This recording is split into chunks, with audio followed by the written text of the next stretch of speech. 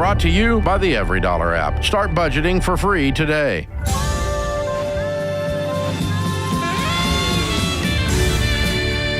From the Ramsey Network, this is The Ramsey Show, where we help people build wealth, do work that they love, and create amazing relationships. I'm George Kamel here with my good friend Dr. John Delony, and we're taking your calls at 888-825-5225. Sarah is in Norfolk, Virginia, coming up first. What's going on, Sarah? Hi. My husband and I have been a Dave Ramsey family for quite a while. We're on baby step 7. Awesome. And so, yes, it's wonderful. But that means that we're trying to be helpful to family members who need help with advice. And one of them is my dad. I have 2 siblings, and one of them is an addict pretty much his whole life. And my father is really struggling with how to handle inheritance because he really is feeling like anything he were to put in his hands could really be basically signing his death certificate. So Exactly. What kind of thoughts do you have or advice, or what have you shared with other people regarding something like this? What type of addiction is he struggling with? It doesn't really matter, but I'm interested. It's been mostly meth. Okay. To my knowledge, he's been in and out of prison and rehab. He's in jail right now. Okay. And, we are praying for redemption, but he doesn't seem to be able to hold it together very long. And although, maybe we would have our miracle and see complete change, but we kind of have to plan on that not happening. Yeah. How much money are we talking about? My dad's net worth is probably in the $700,000-800,000 range. So it'll be a couple $100,000 when it's all said and done? Right. Plus a house or whatever? Okay. Well, I'll tell you what Dave Ramsey would do and what he would say. And he would say, you're not in the inheritance if you're an addict because of the reasons you just mentioned. It'll kill your brother. Yeah. And so there's nothing that doesn't make your dad a bad person.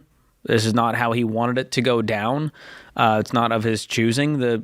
Your sibling chose to not be a part of this family and this inheritance due to their behavior, even if it was, whatever the addiction is. And so I would make it clear to your dad that giving this money to the sibling is a bad choice, and I would leave them out of it unless there is some clear redemption later on down the road, and then we can change it.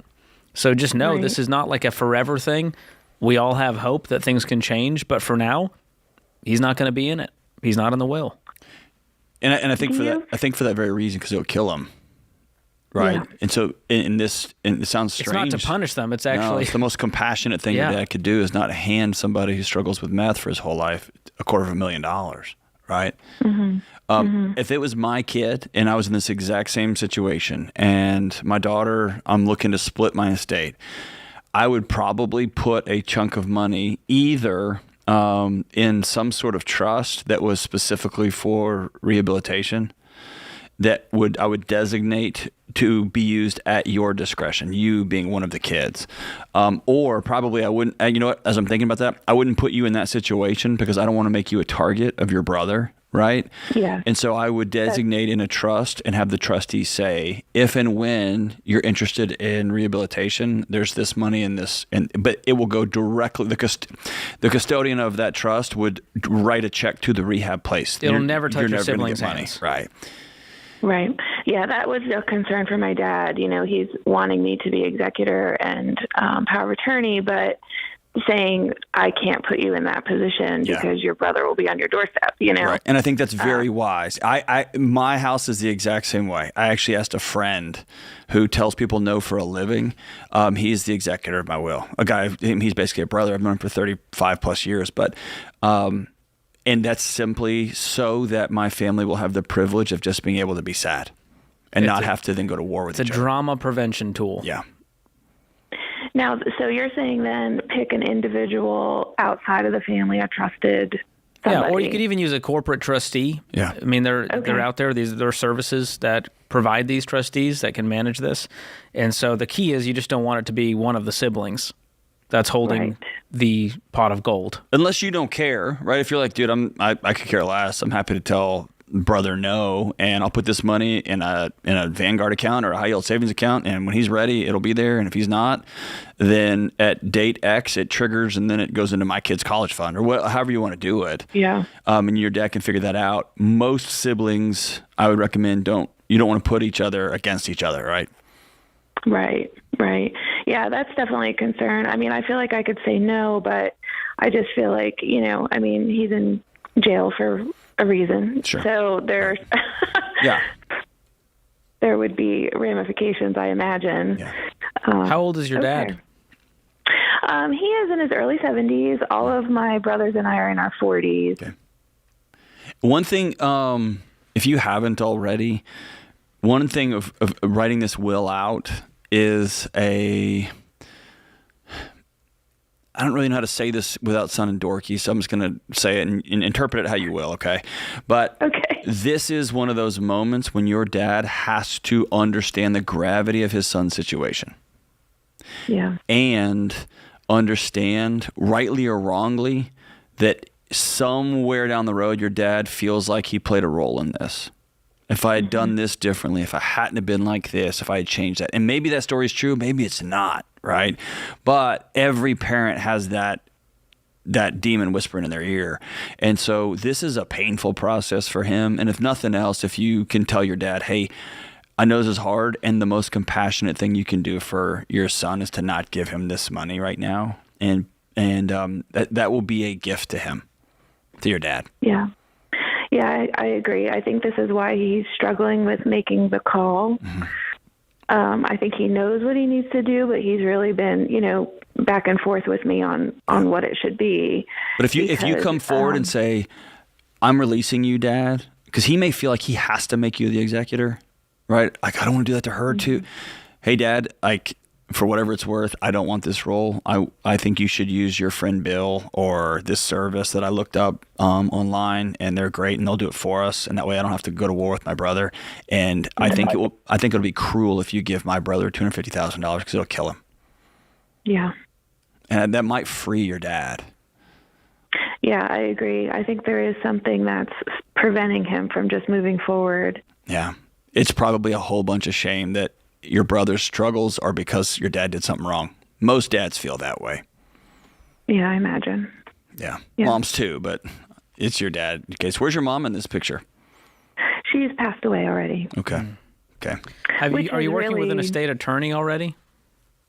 He has spoken just briefly with somebody, and I feel like they have kind of said, well, whatever you want to do kind of thing. And so nobody is really firmly guiding him on what the options truly are. So I feel like, he's come to me several times and we've talked about it, and, I'm just kind of like, whatever you feel like you want to do, Dad. But I do think that if he had maybe some more clear direction, like the trustees that you guys were talking about, that might be because you can have helpful. Two. There's the executor of the will, but then if there's a trust, there can be a trustee of the trust. So you might be able to split these up, and that's why I encourage you to talk to an attorney and just tell them straight up, hey, we need guidance here.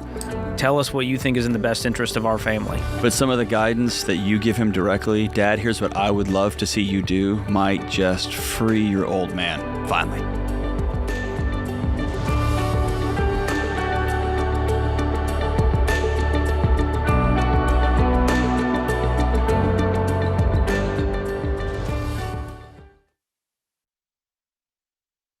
These days, business as usual is anything but. Tariffs make trade policy a moving target, supply chains are squeezed, and cash flow is probably tighter than ever. So if your business can't adapt in real time, you're in a world of hurt. That's why you need NetSuite by Oracle, trusted by more than 41,000 businesses, including Ramsey Solutions. You need to see what's happening, what's stuck, and what's costing you, and how to fix it. And NetSuite is the #1 cloud-based business management suite because it helps your business make the right decisions fast. It brings accounting, financial management, inventory, and HR into one place so you're not left shuffling a dozen different spreadsheets. That gives you the visibility you need to make quick decisions based on actionable data. And NetSuite AI automates everyday tasks so your team can focus on strategy. It's one system for full control and no guesswork to tame the chaos. And right now, if you're leading a business doing more than $1 million in annual revenue, download NetSuite's free ebook, Navigating Global Trade, 3 Insights for Leaders, at netsuite.com/Ramsey. That's netsuite.com/Ramsey.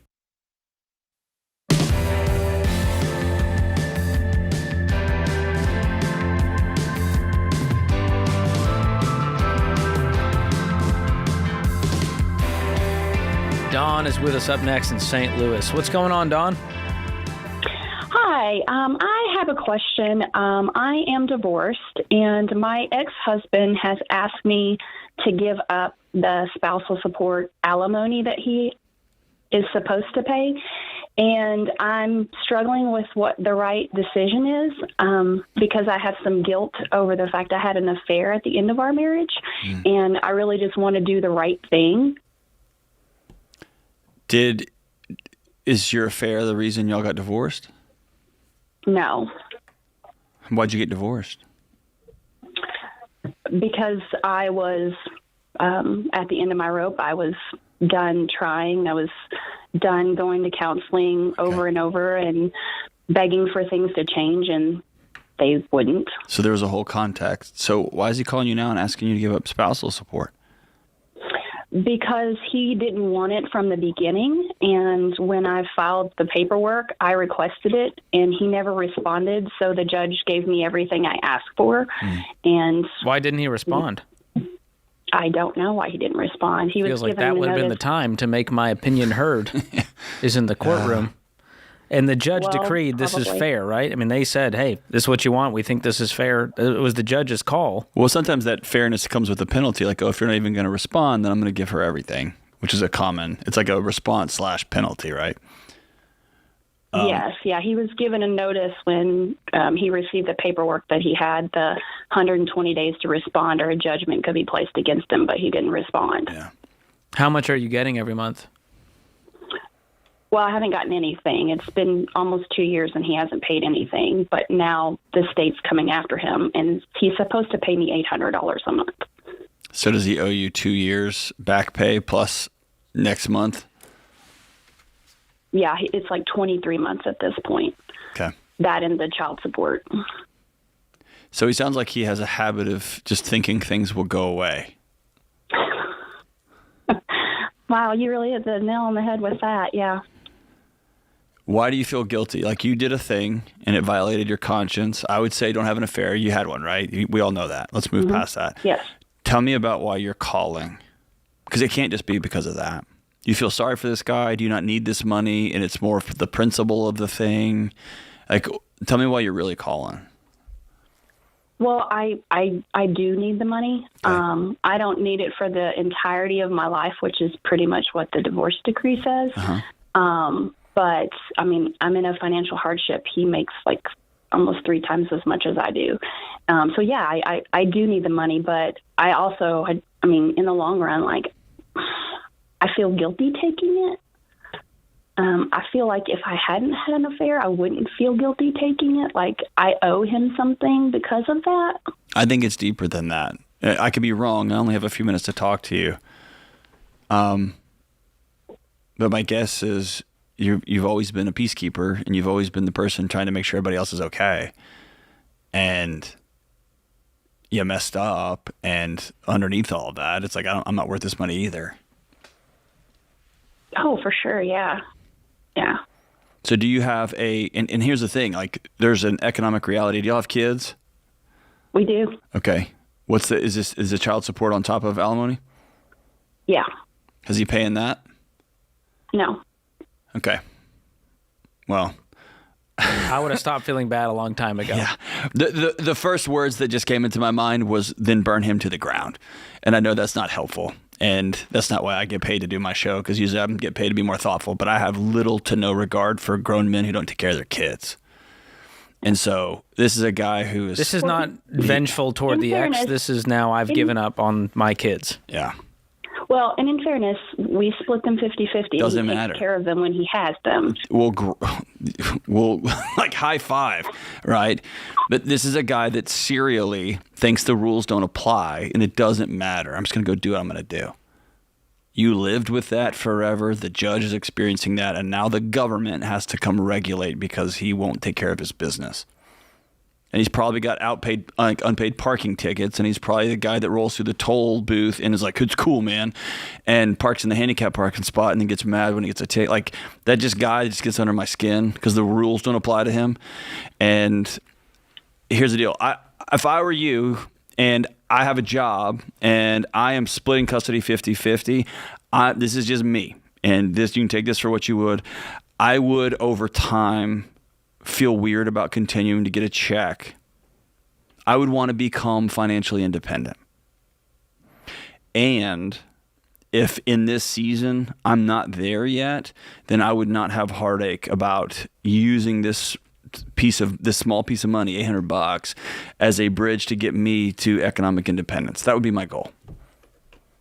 Okay. But that's not a moral issue. That's not a character issue. The judge has ruled what the judge ruled. That would just be me looking me in the mirror. Do you have any debt, Dawn? I have one debt, and that is my student loan, and it's $100,000. That'll do. That's the only debt you need at that point. What do you do for a living? I work in law enforcement. Okay. So you don't make very much money? No, I do not. No. Okay. And I never will. Right. But I feel like my job has purpose, so I'm okay with that. Extraordinary purpose. And embarrassingly underpaid for the amount of purpose it has. As a taxpayer watching all these things fly across the news channels the last few months, I think of the teachers and the police officers in my local community and the firefighters, and it's disgusting to me, but it is what it is. That's not going to be solved on this call.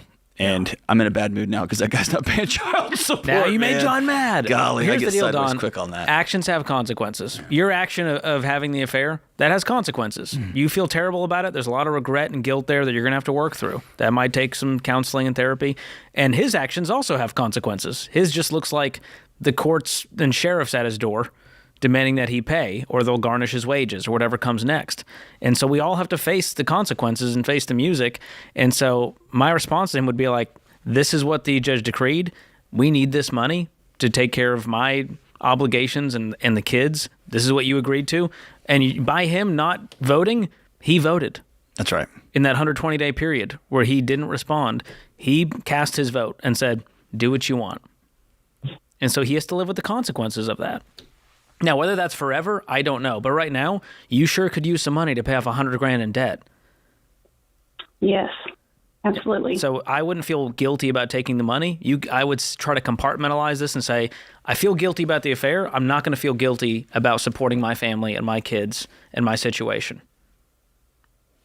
And a lot of the guilt can be used as fuel if you have a plan. If you get $800 as part of a payment every month, or you're going to get a lump sum of what's 23 times 8? $18,400, John. If you get a check for $18,400 and you don't send 100% of that to your student loan, and you go shopping with it, or you go on vacation with it, then that will you be participating in this out of control, guilty, mushy, non-intentional feeling that you have, right? But if you have every month this $800 comes in and I'm putting every penny I can on top of that $800 to go in to pay off this stupid student loan, there will be some intentionality to it. Do you get what I'm saying? Yes, absolutely. So I think some of that's just you making a deal with yourself that I'm going to keep my promises to myself and coming up with a really good plan. If you'll hang on the line, we're going to hook you up with Every Dollar. It's the premium. It's the budgeting app of the millennia. It's awesome. But I want you to use that, but I want you to really, really use it and see where this $800 isn't going to go to just like going out or whatever. It's going to go to actually putting the pedal to the floor. And maybe you get your student loan paid off and you've got a small raise and you get promoted and you can say, dude, I don't want your money anymore. Maybe we get there. But I love the idea of you being really hyper intentional that when that money comes in, I'm going to use it. Hang on the line, Don. We'll get you the Every Dollar Premium app. Wishing you the best as you begin building for the future and hopefully quit dwelling on the past. This is The Ramsey Show.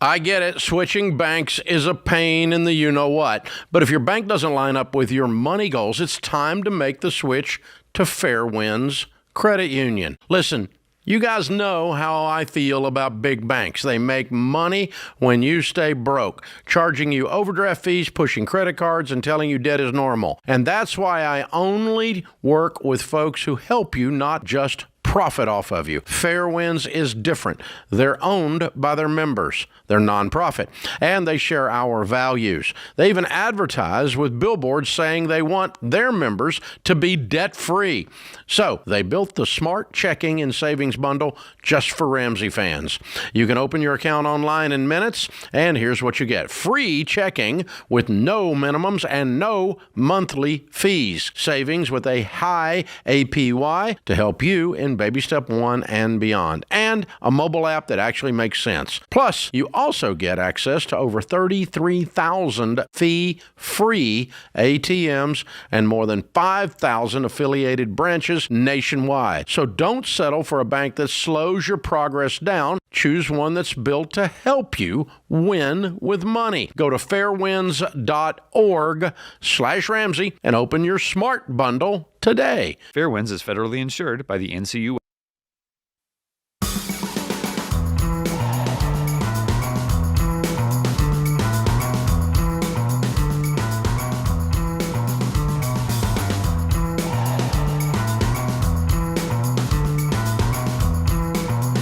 If you're enjoying The Ramsey Show, or if you ever have, do us a quick favor. Hit the like button, hit the subscribe button, hit the share button.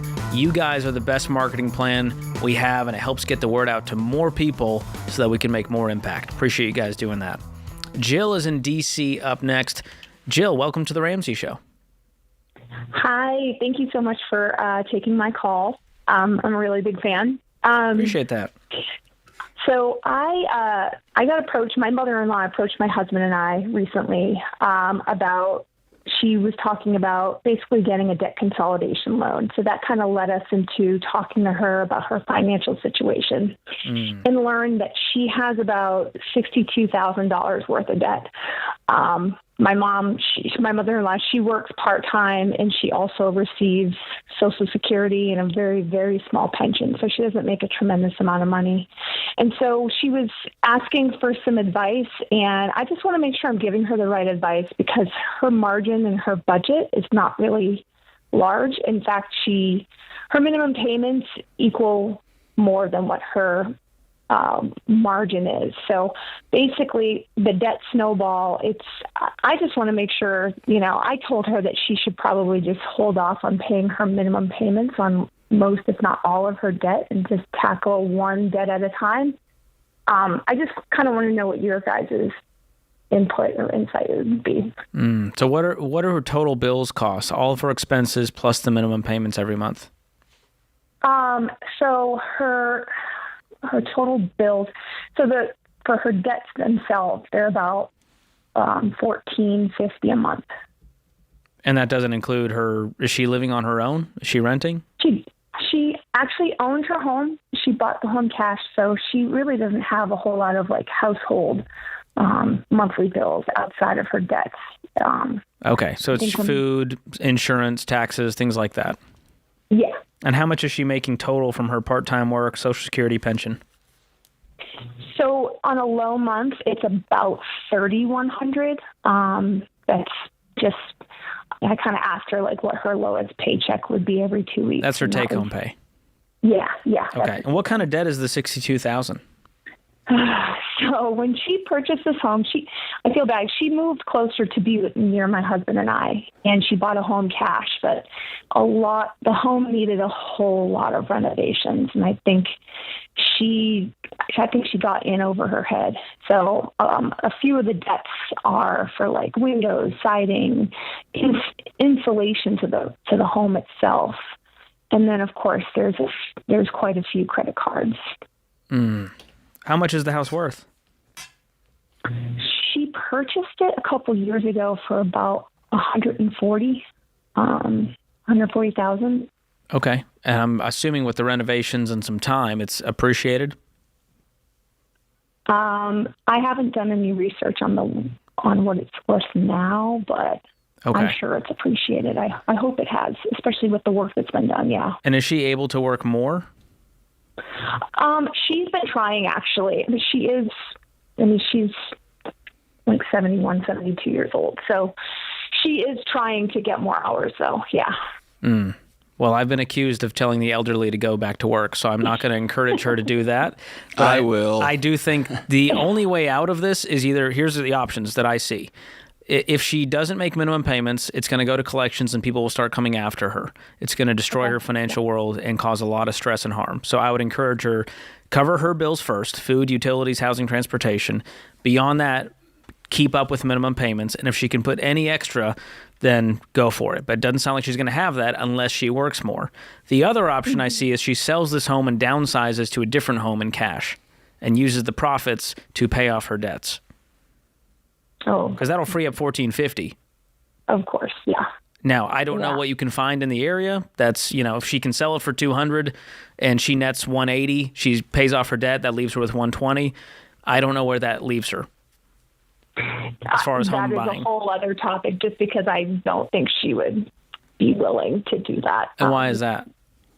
Well, she purchased a home to be near us, and is there a condo or townhome She's about area? to be real near y'all, like in your back bedroom. No, believe me, we've talked about that as well, and that's not. I know, but I want you to hear what Georgia's saying, Jill. Like every single month she's alive, she's getting further behind. Mm-hmm. So it's not about love, and it's not about care and grandkids. It's a math problem. It's either you work full time, maybe even doing a better job, or you sell the house and downsize. That's the hard conversation you're about to have. She literally doesn't have enough money every month to pay her bills. Yeah. Or she lets it all goes to collections. Collections comes after her. They sue her, and then one day she passes away, and they write it off. Right. That's not how I want to go personally. No, of course not. I want her to go with dignity and with God. Yeah. Does she have any sort of retirement at all? No. So y'all are going to be taking care of her anyway, right? Well, that is why another reason why she moved closer, I think, to us is because I think she, out of my husband is probably the best person in her family who could possibly, my husband and I, obviously, but sure. How are you guys doing financially? We're really good. We're on, baby steps 4, 5, and 6. So we're working towards paying our home off. Amazing. So, yeah, we've made a lot of financial mistakes in the past, but we found you guys about a year ago, and it really just changed our outlook. So, welcome to the cult, dude. Welcome to the cult. It's awesome. No, I truly appreciate it. We've had a lot of conversations between he and I about her moving in, and although we are willing, I think she's going to struggle with that. She owns animals. She has a lot of stuff she's unwilling. That feels expensive for a broke person. Yeah, I know. How many animals are we talking? Is this like Noah's Ark? What does she have back there? Do you really want to? Please don't tell me there's a horse. Or 3 dogs and 4 lizards. Wow. So the dogs are eating good, and she's barely getting by. No, yeah. Yeah. I hope the dogs are eating. I hope they're well taken care of. To be fair, she didn't come from a whole lot. She worked minimum wage jobs her entire life, raised 3 kids on her own. This is kind of this is what she knows. And so we're trying to help her navigate a better way. But, I think the best thing you can do, and this goes almost opposite to what I normally tell people, because I almost always say, hey, money, to quote Jade Warshaw, is money's not a math problem, it's a psychology problem. I think the biggest breakthrough here for your mother-in-law is going to be, hey, we have a big math problem that we can't solve. Mm-hmm. And it's easy to say, well, I can't sell those dogs. Of course you can't sell dogs. But I'm not getting rid of that, or I'm not doing this. And it's literally saying, hey, this ends, and it ends badly. It ends with you getting sued by a whole bunch of people. It ends with people coming after your car, after your house, after your dogs, after your lizard. It's like they will harass you till the end of time. And at the end of the day, you end up living with us anyway because you have no retirement at all. None. And so we're going to get there eventually. right? Because there's not even any money to move her into a home or anything, right? Does she have Social Security? Yes. Okay. Yeah. Can she get a Golden Girl situation, get a roommate? She's got a big old house to herself? It's not big It at all. doesn't sound big. Well, no, big enough that it's not 2 big at all. bedrooms. Her dogs are real dogs, not small like your dogs. They don't No, take they're up a whole big dogs. bedroom. Yeah. I'm guessing she would be unwilling to get a roommate. Yeah, no, for sure. I mean, she's not willing to give up the animals to come stay with us, so I doubt she would be. The only thing I can suggest is sitting down and saying we have a math problem here, and we need your input, not on how you feel about stuff, but how you want to solve this, because this is all going to go away. Mm-hmm. And You just have since to it's lay going out to those go away, options. yeah, we want to be in the driver's seat of this new direction, but a new direction is going to be forced upon us. And they're all going to be hard choices. But as my friend Dr. John Delony would say, you got to choose reality. I want her to keep the house and the dogs and have a farm, have the cake and eat it too, but that's not the reality we find ourselves in when we're $62,000 in debt at 71 on essentially a fixed income. Oh, wishing you guys the best, Jill. Good luck with the conversation. This is The Ramsey Show.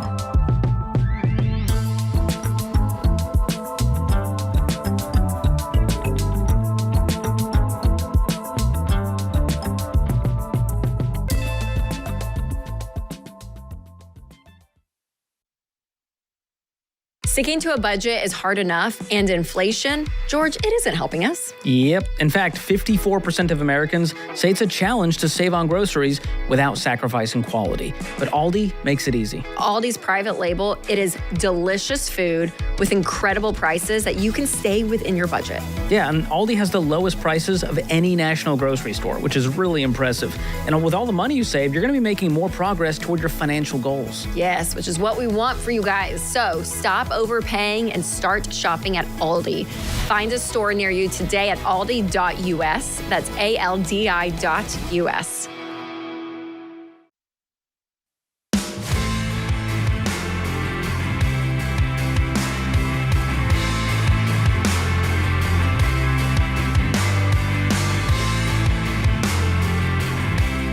If you're tired of living paycheck to paycheck, feeling like you can't get ahead, feeling like money's tight at the end of every month, you gotta join one of our free Every Dollar trainings. There are new trainings every week this month, and they're all hosted by one of the Ramsey personalities, myself included.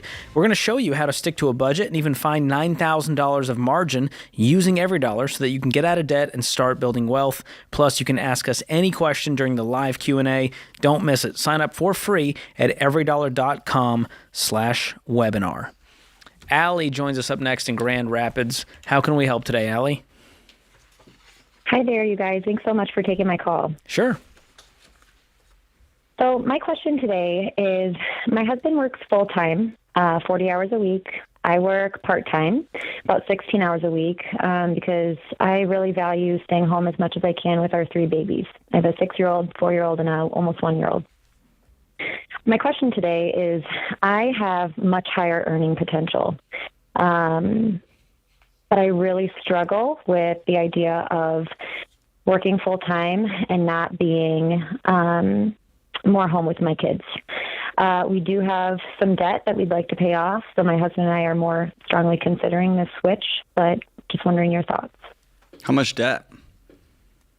$32,000. It's only student loans, and of course they're for my student loans that I used to get to where I am today. What's your part-time job? I work part-time as a nurse practitioner. Oh, okay. So that's the earning potential. You if could did flip that a switch full-time. tomorrow, huh? I could just switch, be a full-time nurse practitioner, and make 6 figures. So often whenever a couple calls or somebody in a partnership calls and says, we are trying to decide between this or this, I always want to challenge you to throw 3 or 4 ideas on the table just to see, because it's easy to get boxed in and you end up boxing yourself in a situation, and that usually leads to some frustration and resentment. Because he's sitting there going to work 40 hours a week saying, dude, we could be out of this debt if she would just get off her butt, and you would be at work going, I can't believe my stupid husband doesn't make any money. And because it's an either or. Instead of saying something like, hey, what would happen if you flipped a switch for 6 months and just burned a hole through everything, paid all this stuff off and cleared everything and then flip the switch back off? Sure. Okay. You know what I'm saying? It's just option 3, or option 4 is fill in the blank, or option 5 is fill in the blank. Yeah, are you guys open to, let's explore all the options here. Would you guys be open to both working full-time and having the kids in daycare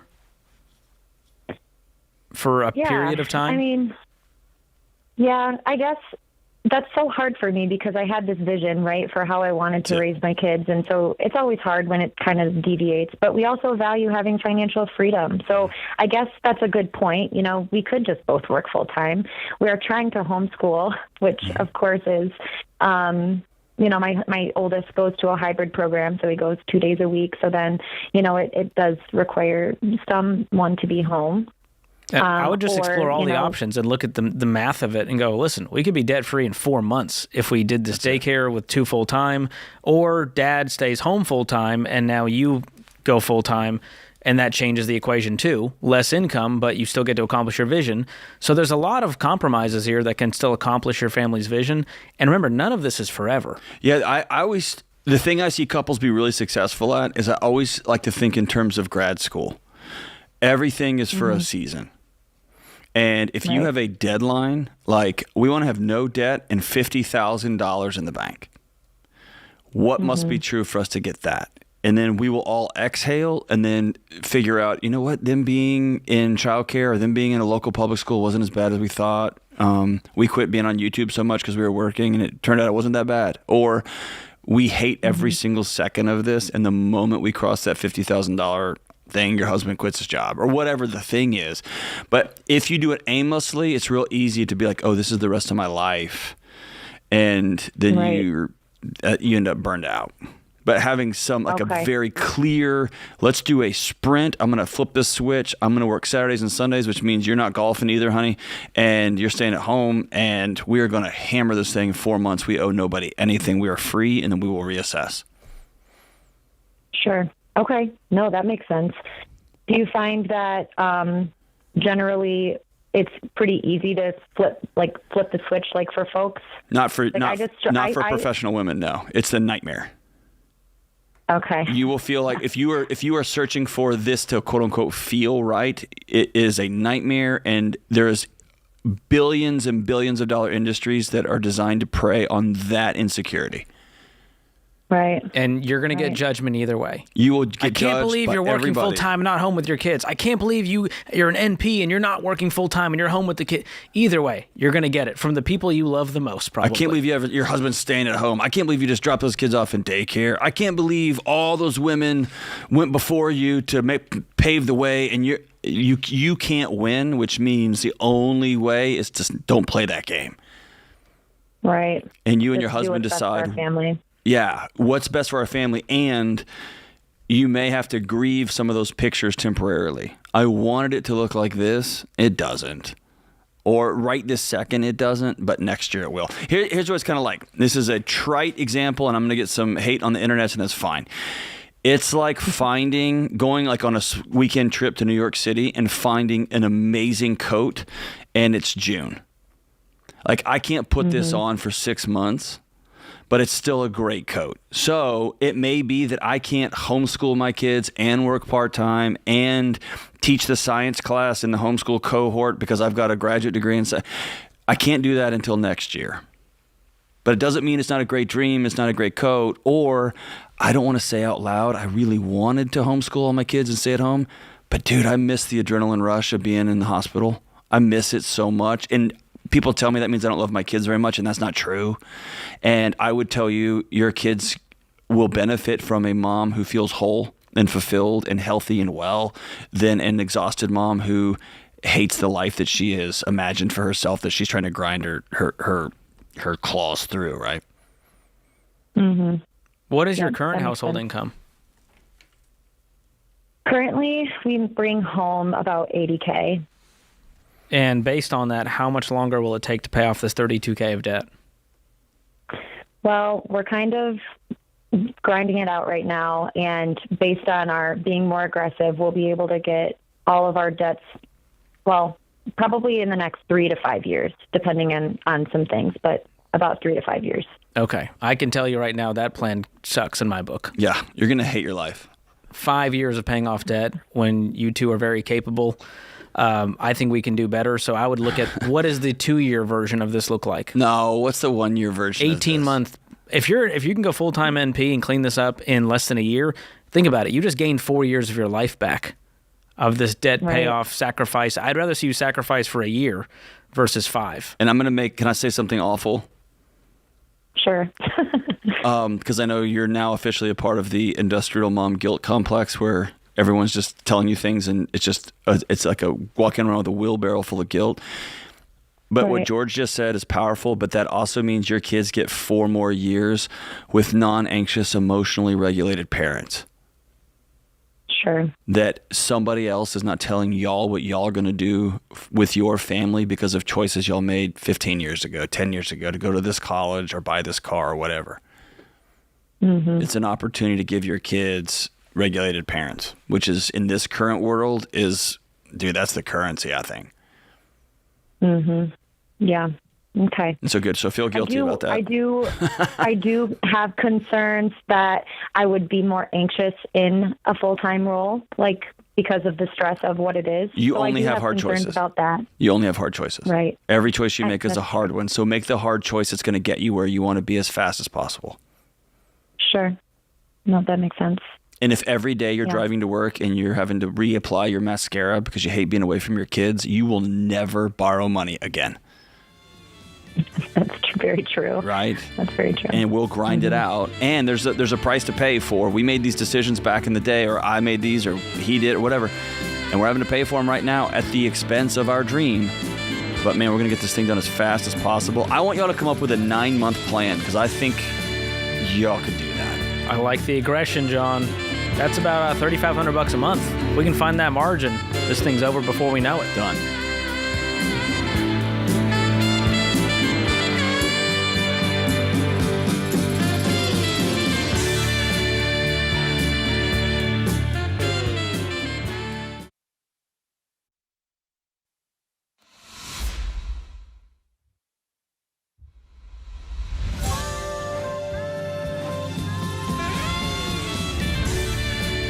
Live from the Ramsey Network, this is The Ramsey Show, where we help people build wealth, do work that they love, and create amazing relationships. I'm here with the host of the Dr. John Delony Show. Dr. John Delony, my co-host, is with me. The number to call is 888-825-5225. And Lori joins us in Seattle, Washington, up next. What's going on, Lori? Oh, long story short, 72 years old, was married and divorced now for several years. We had $1.5 million in the account. Now I'm living on Social Security. Whoa. What happened? Let's make the story a little longer. Yeah, what happened? Long story short, he filed for divorce before me. There was domestic violence involved. He filed. I went to get money from my attorney, and I found out the bank accounts, all of them, had like $1,000 or $2,000 in them. What did he do with the money? I don't think the courts look kindly at people just sweeping the accounts in the middle of a divorce. Well, we'll never know because when he filed first, everything was frozen, and it looked like we had no money. I had to borrow money from friends and my church to get an attorney. Where is he? We went to court. Oh, he's still living in the house. I assume with all of the money. Probably. What did the judge say, or the attorneys? The attorneys, he hired a group of attorneys. I had one probably stinky attorney, basically. The judge asked where the money was. He said he must have gambled it away or lost it in the stock market. Lori, Lori, that doesn't make... I know. I've been around the legal profession a long time. That doesn't... I mean, maybe that's a wild thing for him to say, and the judge would be like, all right, well, cool. Yeah, nothing was said. Nothing. The only thing the judge found when she went through his things, and the only saving grace for me, was he had a life insurance policy that he had taken out during our marriage for $200,000. So I got half of that. What about your home? And Did he have to buy you out of your house? No, it was his home before we were married. So being we were married less than 10 years, it was his whole sole and separate property. Okay, so let's do this. Let's stop talking about him. What's your situation right now? Because he's gone. Y'all are divorced. He's over. Judge has hit the gavel. Gone. I am now living in a mobile home. I've got about $8,000, between $8,000 and $10,000 in savings right now. My monthly cost for living and rent and everything is approximately. Hold on here. Is let me see. About $13,500 that I have to pay every month. Wait, like for 13,000? No, $1,345. Okay, you scared me. All right, that makes me feel a lot better. And how much debt do you have? That includes. I have about $8,500 in credit cards, which I've never had before. What else? That's it. Everything else is paid for. So you could pay off the credit cards today and have a little bit of money left over for a little starter emergency fund and begin to rebuild. How can I do that? I mean, if I pay everything that I have in cash, I'll have nothing. You told me you have $10,000 in savings. Well, approximately. Then that's before I pay my bills. After bills get paid. Well, savings is different from checking. So have enough in checking to cover your next month. No, this checking. No, I have that in checking. I have nothing in savings right now, actually. Okay. Nothing in savings. So what's your next paycheck, and how much will that be? I don't work. I just. You have Social Security. 72. Yeah, it's $2,100 a month. So $2,100. Your Social Security covers all of your bills, at least. Yes. With a little bit left over. 600 left. Yeah, 600 left for. So here's what I'm advocating for you to do. Pay off your credit cards today. Your next Social Security check will cover your bills. And then with that extra $600, throw that into a savings account every single month and don't touch it. And cut up the credit cards and stick to using a debit card and cash. And that way you'll never be able to go into debt again, even if you wanted to. I know, but things like being in the mobile home, there was a major leak. The toilets broke. I had to get new toilets. Did you fix all of that? The furnace went out. The furnace, as of now, yes. And there's more work to be done on this place. It's just the whole underbelly needs to be fixed. Well, the goal is to get out of this mobile home situation. This is not a good situation. You're not living with dignity. You're not living a quality life. So, do you have any kids or family or anything? I have no family. I have family, but they don't have anything to do with me, no. Why not? I'm guessing it's because I gave my life to the Lord, and I'm not on their political spectrum. And that's been for the last 15 years, so it's nothing new. So you have no friends. So 15 years ago, you became a Christian and don't vote the same way they did, and they won't speak to you, and they're going to let their mom die in squalor? Absolutely not. Haven't heard. Nope. Haven't heard a word from them. So I don't even know if they're still alive. Have they heard a word from you? Yes.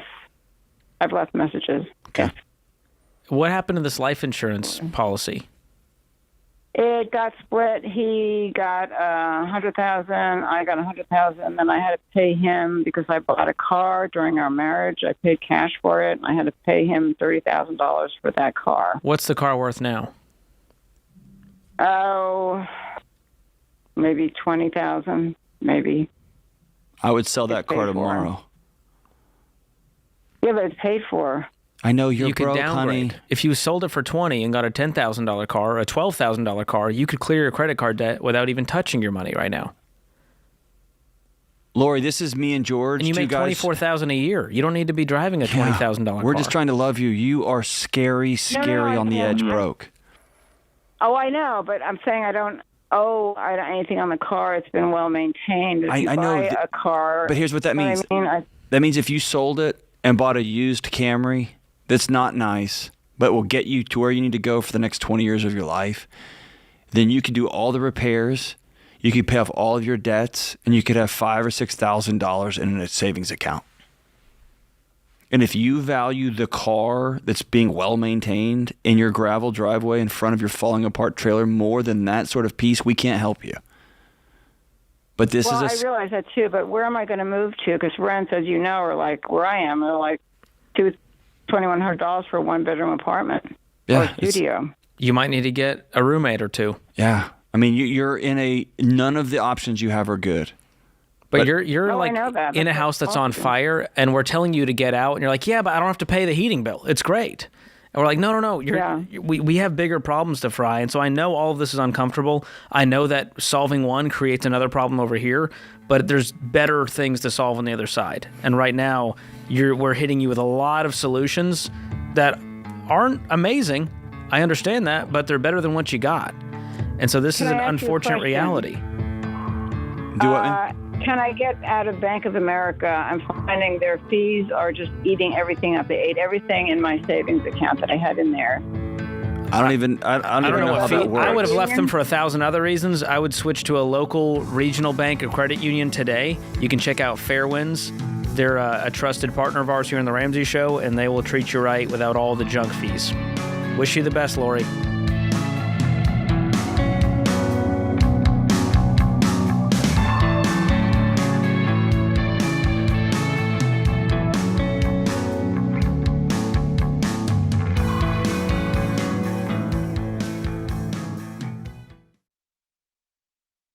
Okay, Rachel, the internet officially knows too much about all of us. So much, George. I mean, our names, our addresses, even our relatives' names. And what's crazy is even if you opt out, data broker websites can still get your info. Don't like that. No. And just a year ago, get this, the average person had about 300 pieces of personal data floating around online. Now it's over 600. It has doubled in a year. You guys, that is so concerning because that info then can be used in phishing scams, impersonation, and even harassment. So that's why George and I both use and love Delete Me. Yes, Delete Me scrubs your personal info from hundreds of these data broker sites, not just once, but all year long. And there's real privacy experts behind the scenes doing this, not bots. So this is digital hygiene we all need. We all need it. And then they will send you a detailed report showing exactly where they found your data and what they removed.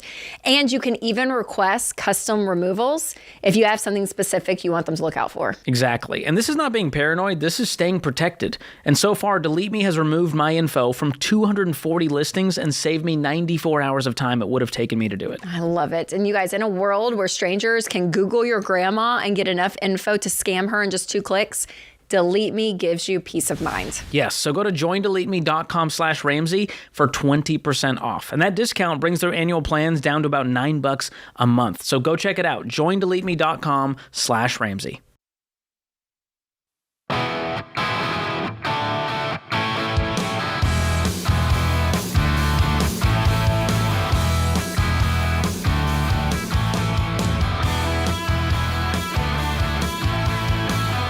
Amanda's up next in Cincinnati, Ohio. What's going on, Amanda? How can we help today? Hi, I'm just calling to see, I got myself in a little predicament here with my boyfriend, who I love. He's amazing. I guess it's just I listen to you guys a lot, and as far as like, you know, when you're not married, nothing is mine that he buys. So my question is, he is buying a body shop where he wants me to be the receptionist, work 40 hours a week. He currently takes care of all the household bills, but I still myself have, you know, a little over $2,000 like groceries, insurance, phone. He wants me to be the receptionist, but I could also go get a different job somewhere and make probably double the amount of money and work less hours. Sounds like he can't afford to hire you. I kind of, I sounds like his really problem, bad. not yours. He's helped me out so much, like financially, and I feel like I kind of owe it to him. But then at the same time, I'm thinking, like, looking at my future, like, if I go do this for another year, I can't start saving for my retirement. It's just not enough, you know? How old are you, Amanda? I'm 36. 36. How long have y'all been living together? I just moved in May. Okay. So let's play this out. You say no to this job offer because you're overqualified, whatever. He's going to say, well, then get out of my house and I'm not paying your bills anymore. Is that what happens next? Or is it just a guilt trip of like, after everything I've done for you, Amanda, are you serious? Yes. Yeah, he's not going to kick me out of here. I just feel really bad. Like, I just don't know if it's a good idea as far as our relationship goes to say, no, I don't want to do this. My wife won't read drafts of my books and vice versa. You know why? Because we love each other. And we want to stay married. Right. Like the idea that you... I'm going to be honest with you. It sounds like the dynamic of your relationship is very one-sided. Mm-hmm. It sounds almost paternal, like you're his kid. And yeah. Does he think he's doing you a favor by offering you a job? Are you working right now? See, that's the issue too. I haven't really worked a lot in the past year. My mom passed away, and I went through a lot, and I'm finally in the position now where I can get back and start working again. But what makes you think you're just going to go find a job tomorrow making double what he's offering? He's not offering you anything, is he? I'm sorry, what'd you say? He's not offering you anything, is he? He's telling you you're just going to be the receptionist. He's offering me, we haven't went into depth, but he said receptionists make about, $15 to $20 an hour. Yeah, but he's going to take that off the quote-unquote bills that y'all have at your house. Yeah. And you know that. And you're going to have no insurance. You're going to have no protection. And you're going to end up paying for his business to take off with your sweat equity. You're going to have nothing. And you're not married, so you're playing house to a guy that uses help as a way to control you. And you just go along for the ride. And you're complicit in this too, right? Yeah, I guess I feel really bad because, like I said, he's helped me out so much financially. He paid my rent for me a couple times when I wasn't working. And I don't know, I feel obligated to do it, but I guess I was just calling to see what you guys thought. Here's the deal. If I was hiring my wife as an employee of a business I was starting, I would make sure we had written something down. Yeah. So that she would know, A, when the job was done, how much that job was paying her, because I'm going to have to write her a 1099 or W-2 anyway as an employee. And she would need to be able to say, because I treat my wife with dignity and respect, and she's an autonomous person, and vice versa. She treats me the same way. If she ever wanted to not work there anymore, I would want us to have a clean separation. Correct. And so I would not go to work for anybody in any situation without some sort of clear job description and or a contract. It wouldn't be a right to have a contract in your situation, but like to have a clear job description with a pay amount. And I can almost guarantee you're not going to get that. It's going to be like, no, just come, you answer the phones, we'll take care of it. And you're going to look him in 3 years, and he's going to find somebody else to date, and you're going to be out on your own with nothing. That's what I'm so worried about. I'm not getting any younger. I really need to find something that pays more than what were you doing before? 20 an hour. I'm a bartender. Okay. What were you making? I was making about $4,000 a month. Okay. So about 50 grand a year versus 15 to 20 an hour is closer to 40 grand a year? 35? Yeah. Well, and then I was also working only about 28 hours a week, and this would be a 40-hour work week. How much do you have saved in your savings account right now? Well, I have, in my savings account, I have about $4,000, and then I also have about $50,000 in an inherited BDA. Okay. Do you have any money in retirement in a Roth IRA or something? No, I do have to take the money out within 10 years from the inherited BDA. Okay. I need you to hear me say this because I care about you, okay? You're 36 years old. Do you have any kids? I have 3. Okay. Do they live with you right now and him? Yes. Okay. You have to hit the gas. Okay. Which means he can't float your bills anymore. You got to work 2 jobs, 3 jobs for a season because there is a gap. You're behind, if you will. Very, yes. Okay. The only way you're going to get that is not trying to find a job that will make you more so you can work less. You're going to have to maybe take this job, and after you drop your kids off to school in the morning, go drive Uber for a bit. And then after you get home, because it's only paying you $20 an hour, go do another job in the evening for a couple of years. You're going to have to just hit the gas because you got some catch up to do. Right. Yes. I mean, I do get $2,800 a month for my mom's pension, but unfortunately I've been having to use that, and it's making me sick using that. You just told us that guy's paying all your bills. He is paying most of the bills. I still have about $2,000 worth of bills myself. What about the extra $800? I'm sorry, what? If the pension's $2,800 and your expenses are $2,000 and he's paying the rest of the bills, where's the extra $800 going every month? I've had a lot of things to pay for. I've spent about $7,000 on my teeth. I had to get a will. That was $1,800. I got my plot. That was $1,600. What else? Oh, I had a trip to Spain. But the Spain trip has been going on. That was paid off, but then we had expenses over in Spain. Amanda, America's losing empathy by the second now. By the second. I know. People who are unemployed, broke, 3 kids, don't go to Spain for fun. Even if it's paid off. Yes. Do you have any debt? Spain, they don't buy a hole in the ground. Debt. No. Okay, there's the saving grace is you don't have any debt, you have $4,000 in savings, and now we have to build a life of our own. I know you've hitched to his wagon in a way. I'm not here to, get on a soapbox about living together before you're married, but you've put yourself in a precarious situation, and you need to build some independence on your own because right now you're so codependent that it's putting you at risk. Or let me say it this way, and this is going to be an uncomfortable way to say this. If you were moving back in with your dad, and your dad said, you have to do X, Y, and Z if you want to live in my house. You have a curfew. And you're like, I'm 37 years old. And he's like, you have a curfew. I'm going to live in my house. And on Tuesdays, we just eat bowls of cold beans. You could call me and I could say, hey, that sounds nuts, but you chose to live in his house. And so you got to play by his rules.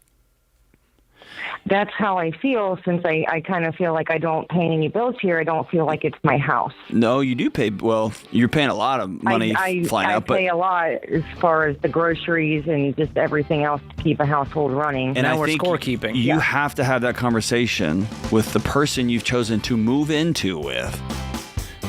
A, are you going to marry me? Are we doing this for the long haul? And B, I don't feel like a participant in this house. I feel like I'm another child of yours, and I'm not going to live like that because I'm worth more than that. And that's where we're going to start with that conversation.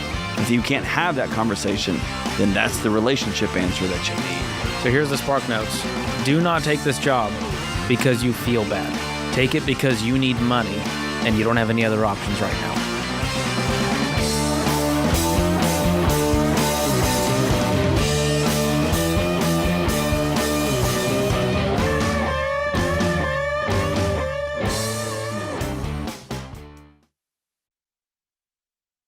Statistics show that half of Americans don't have enough life insurance, or they don't have any at all. I don't understand this, John.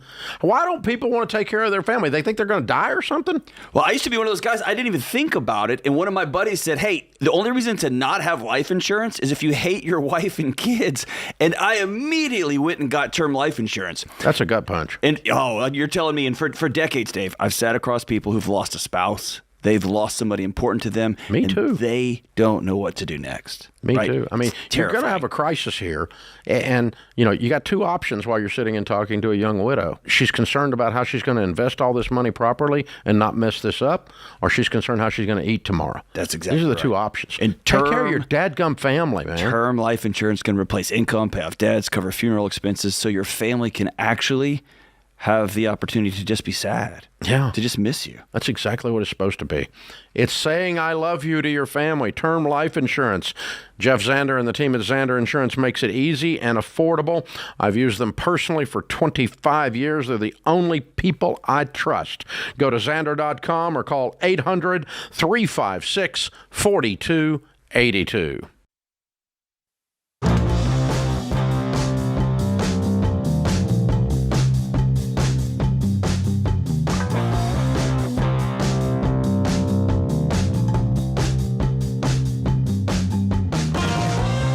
When you're tackling debt or building wealth, you can often forget about one important step to reaching those goals: insurance. Having the right coverage as opposed to too little or too much can impact how long it takes to get there. And skipping or skimping on insurance, it might seem like you're saving, but when life happens, it's easy to fall back into debt without a safety net. It puts you at risk in a big way.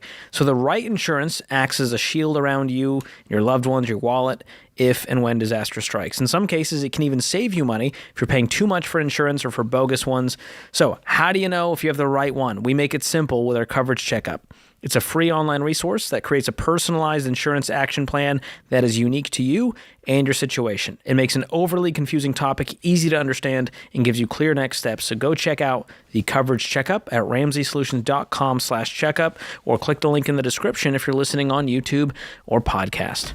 Phoebe is in Jacksonville, Florida, up next. Phoebe, welcome to the show. Hi.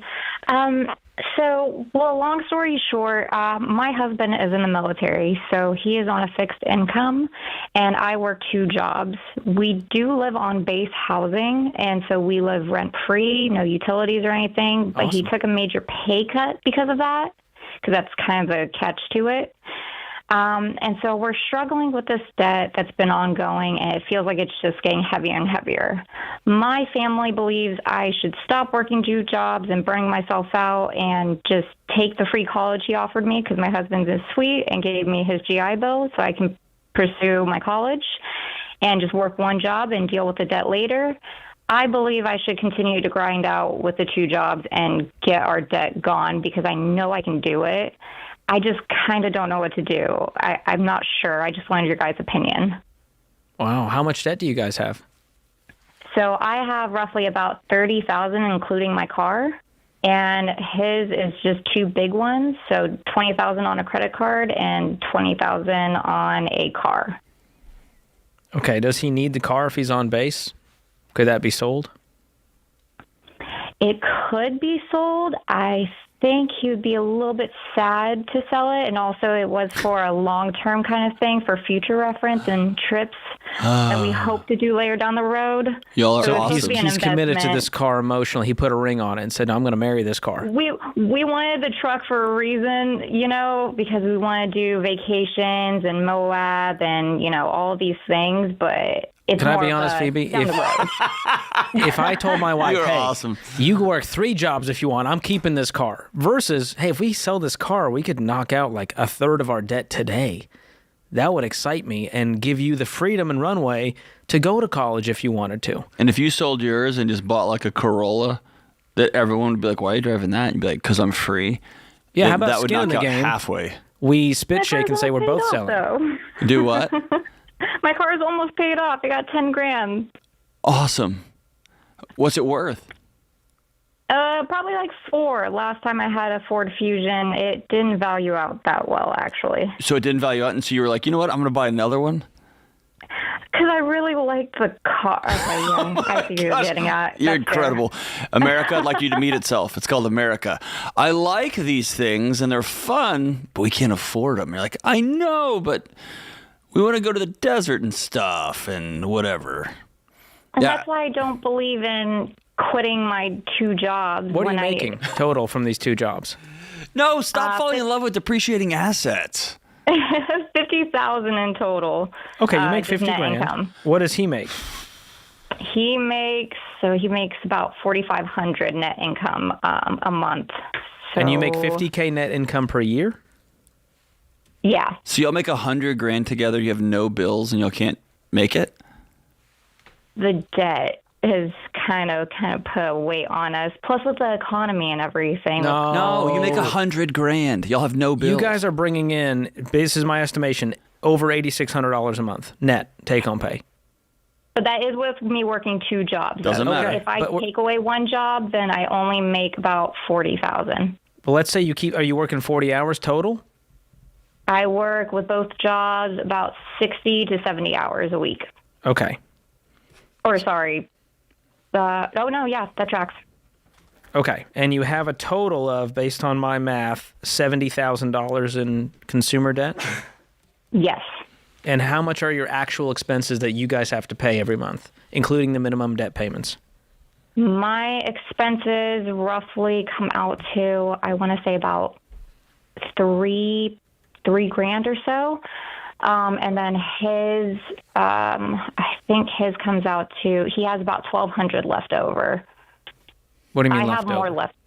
So I know that after all his bills are done, he has $1,200. Oh, you guys aren't spending money married. for the whole month. You We aren't guys like married. Venmo each other. No. You just said he's got his bills he pays, I got my bills I pay, he has this much left over, I have this much left over. Right? Well, because I like to pay my bills. I'm very OCD about how I pay my bills and everything. You're just not OCD about being married? No, we're on our first year.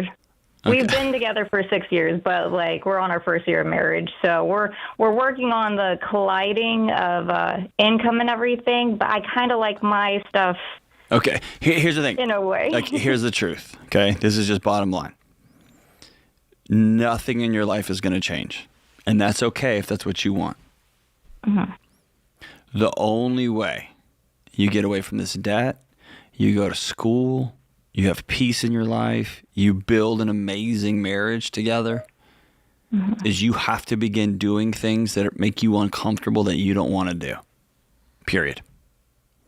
And the irony is, for me and George, is we can see every day of your life you're doing things you don't want to be doing. Right. But you can't see it. Because I think the end goal is going to be worth it, and I'm scared to take that leap and go to college. Because what if in a couple of years I do all the college and go to find a job and it ends up not paying me much? I guess I'm overthinking, and I just want certainty. And with paying off my debts, I know that's something I can do. I can put a track on that. I know. But listen. So I'm falling into it. You're sitting on a solution, and you won't use it. Because here's the thing. I'm just like my father. He was right. It's cool, man. I accept that. He must have been a really handsome, quasi-handsome, smart guy.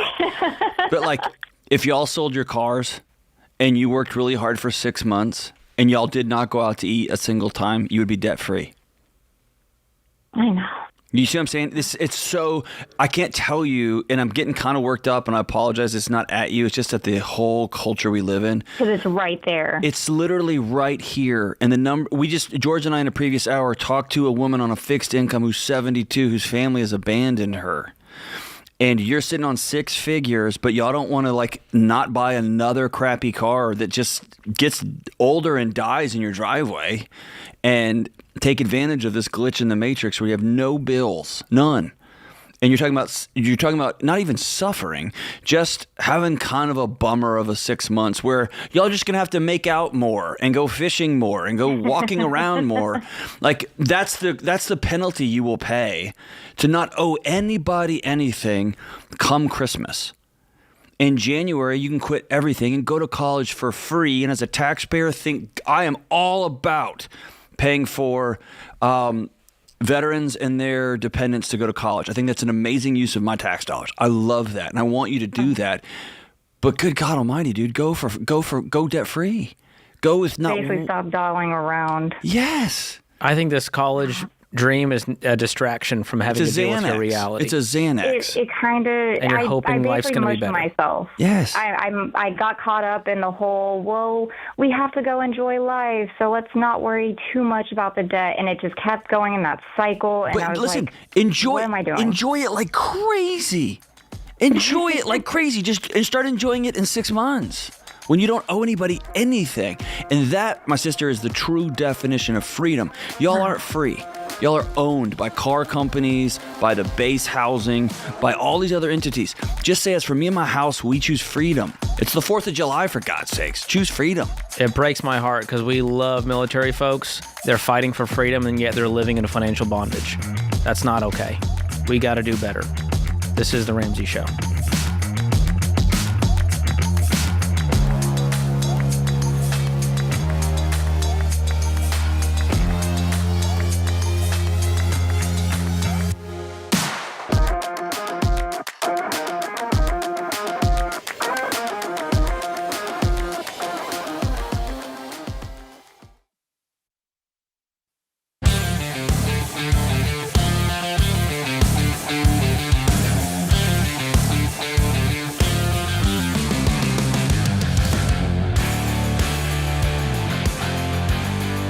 Today's question of the day is brought to you by Why Refi.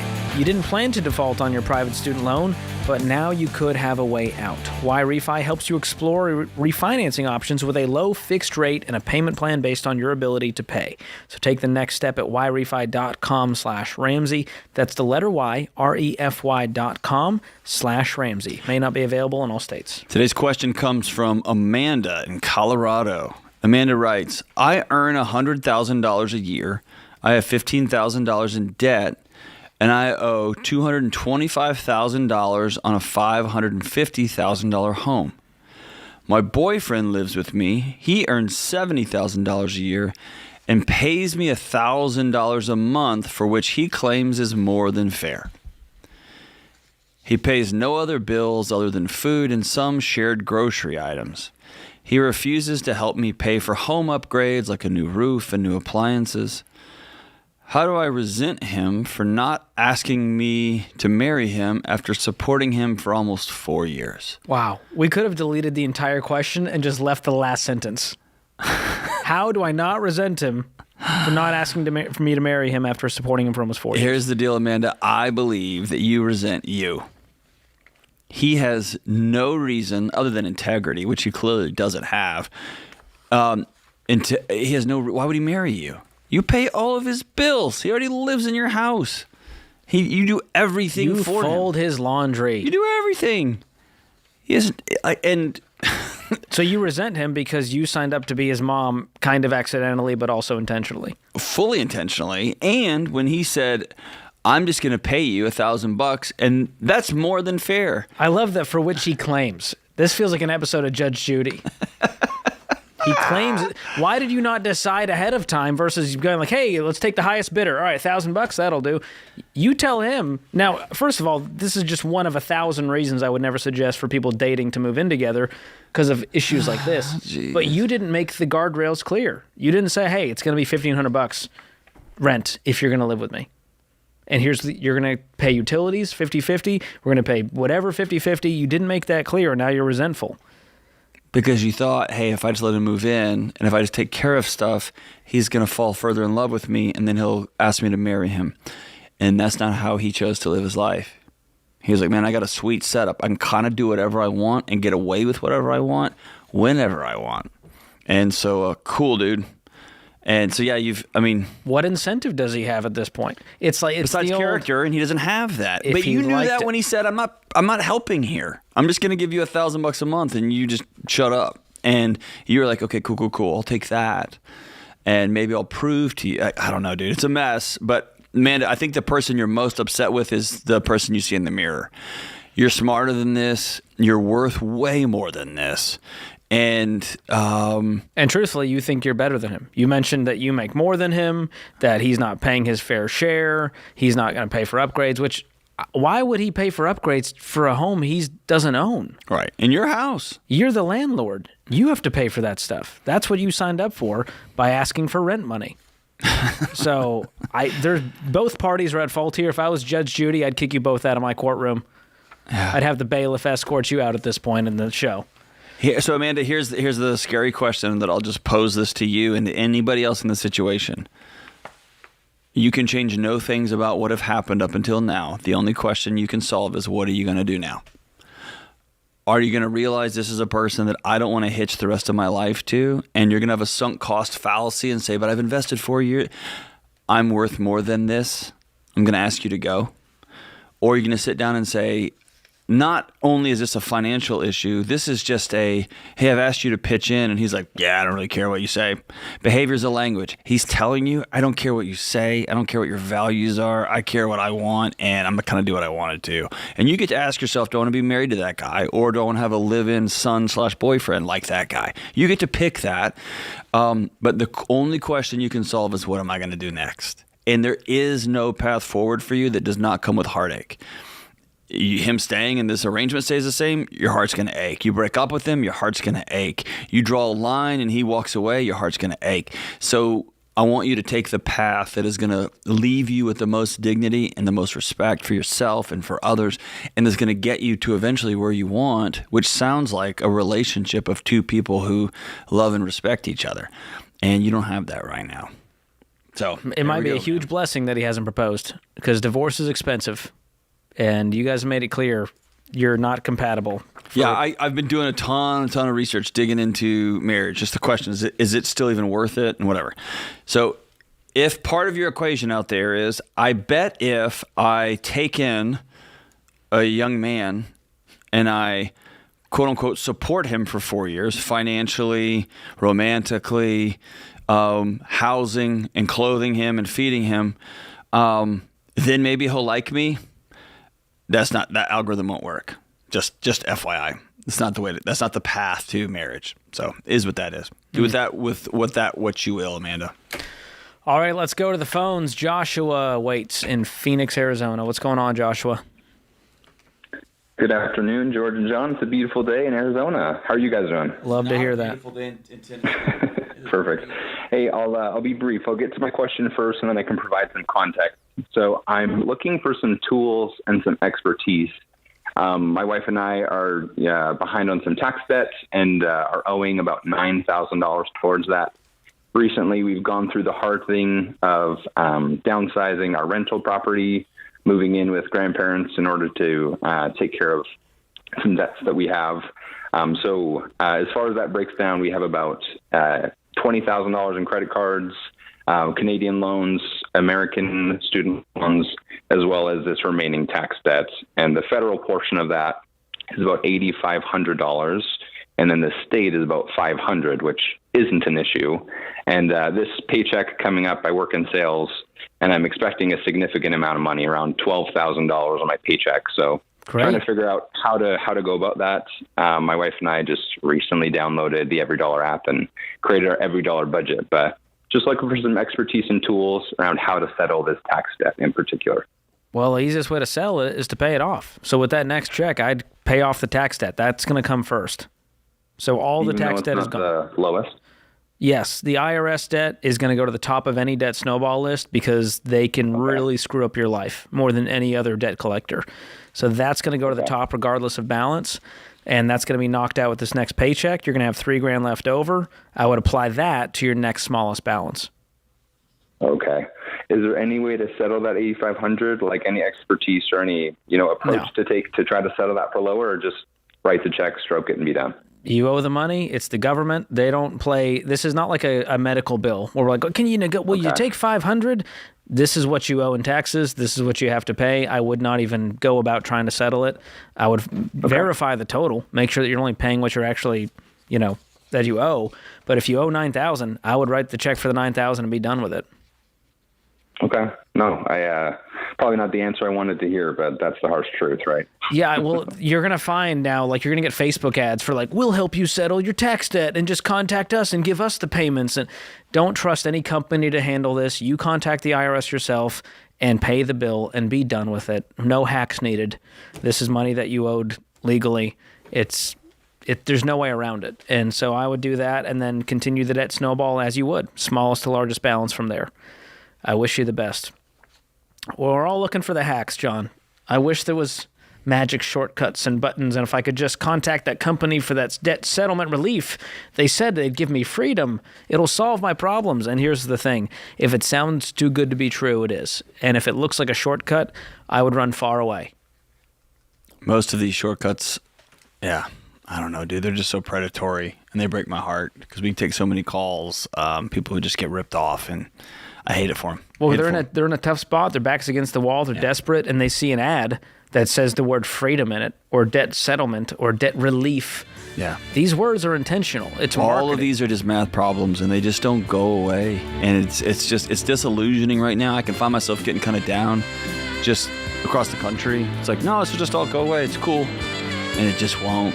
And it's gonna take hard work and heading right into the middle of that problem, and everybody getting together and doing it together. But it's a mess, man. There just is not a hack. There's just a path. This is The Ramsey Show.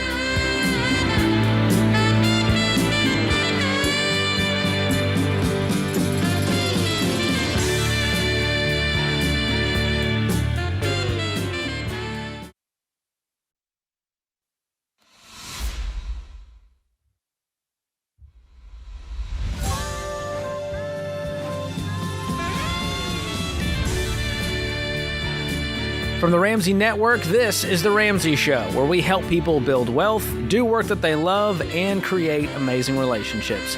I'm George Kamel, joined by Ramsey personality Dr. John Delony, and we're taking your calls at 888-825-5225. We're headed to Santa Fe, New Mexico to talk to Claudia up next. What's going on, Claudia? Hi, thank you guys for taking my call. Sure. I've been hearing on social media, and I want to know what Dave and you all know about cryptocurrency replacing the U.S. dollar. I know it seems far-fetched, but it's just seems like it's huge. Well, I mean, you heard it from a credible source, social media. Who are we to refute that? I saw a guy on social media the other day. He was swimming in the ocean and he kissed a shark. It was amazing. Right on the face. Definitely not AI. No, not AI at all. We're having fun. But where exactly did you hear this? Like, what caused the algorithm to bless you with this fear-mongering content? Well, I think it's because we started doing investments. And you know how the algorithm says, oh, okay, so then it starts to say, whatever, lead you to this direction of, well, you can invest here. And if you know it's an investment, I don't know anything about how economics works, or I do know through PragerU that the money, that our U.S. dollar, really isn't backed by anything. It used to be backed by gold, and now it's a note. Okay, So but listen to this. Thinking. Along that same line, that is correct. What backs the dollar is that the whole world has said, we trust that the United States will pay their bills. Right? That's what makes like the debt ceiling thing so complicated. The thing that makes the world spin is the U.S. will pay their bills. Right? Mm-hmm. But if you take that away, before that, the whole world said, hey, this yellow rock is worth everything. Right. That yellow rock does nothing. You can't eat it. You can't plant it. You can't raise it. You can't hug it. It's just a yellow rock that we all said, all right, that's going to be a thing. And so could the whole world get together and be like, you know what? We're going to let a bunch of zeros and ones from some kids in San Francisco or Dubai or wherever, across the world somewhere, we're just going to trust them. We'll trust them. Does that sound right? Right. Well, it's all on trust. That's it. So That's it. Depends. And as screwy a system as we have, and as messy as things are, most of the world's like, dude, I'll put my money on them. It's why I think you're hearing such passionate debate right now about the U.S. signing bills that are going to add trillions of more dollars to the debt. Like, there's American citizens that are like, hey, we got a good thing going. It's not perfect and it's a mess, but we got a good thing going, and we're going to shoot holes in our own boat because we didn't have the courage to make hard choices. Right. And so it's let me put it this way. And George, this is how my buddy who's a banker told me this. The day the U.S. dollar seeks to be the world's currency, it will be such a disruptive force that we can't imagine our lives the day after that. And so he called it a meteorite plan.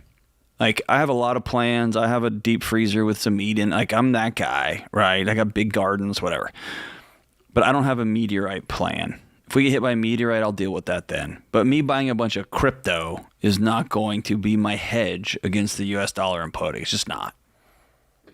And take that for what you will. It's free advice, so it might be worth what you paid for it. In 5 years, if the U.S. dollar goes away and the crypto bros are worth trillions, you can call and be like, you idiot. And I'll be like, yeah, you're right. I screwed up on that one. But it all comes down to trust, right? And I think that's what Bitcoin is, too. It's all based on trust. Right. Because I've just been researching it, and basically it's the same thing. It's just on trust. But let me push back on you.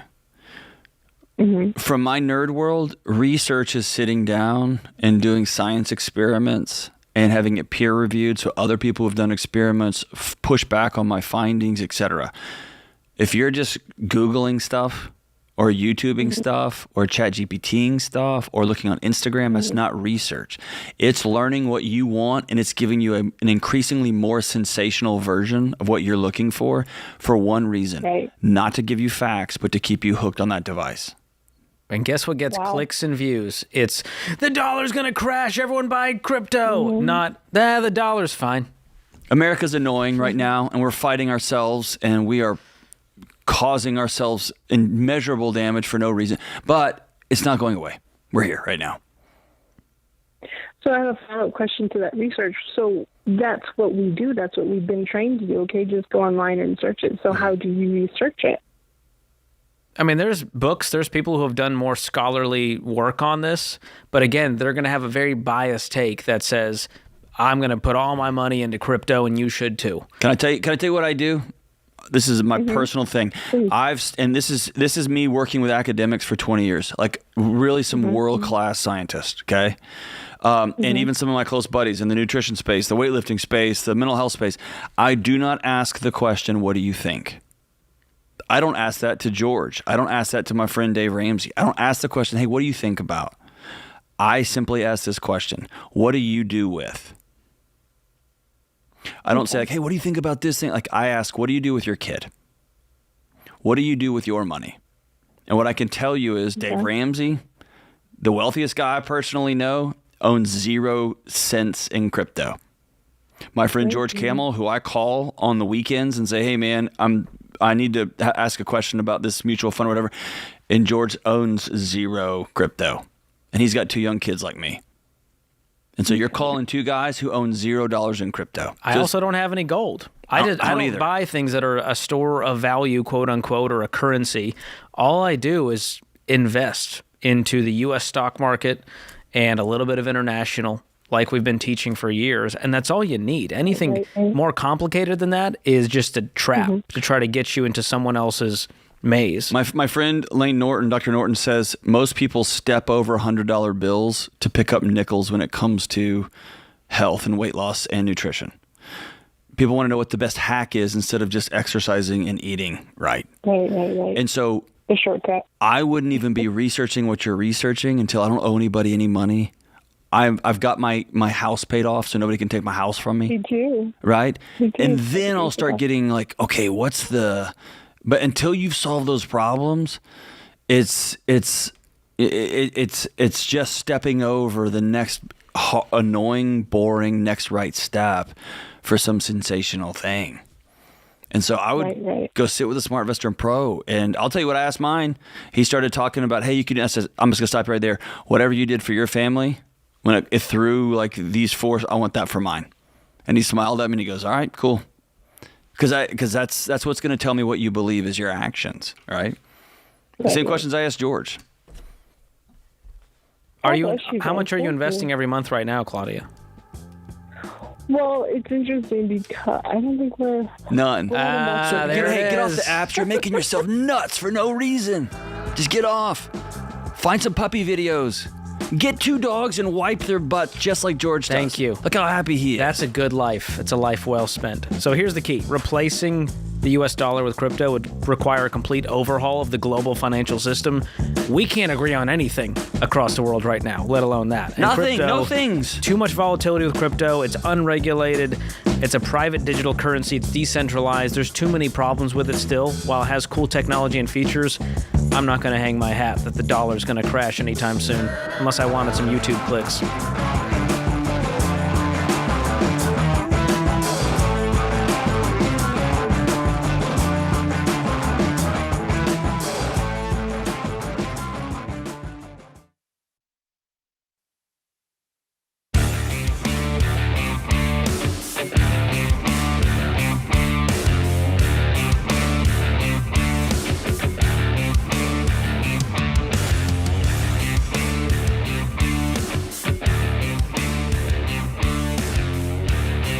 Amy's in Tampa, Florida, up next. Amy, welcome to the show. Did I get that right, or is it Ami? Yeah, it's Amy. Yes, first try. Okay. How's it going? Good. How are you? Great. What's your question today? So I financed a used car, and I got an extended warranty with it, and now recently the engine blew up.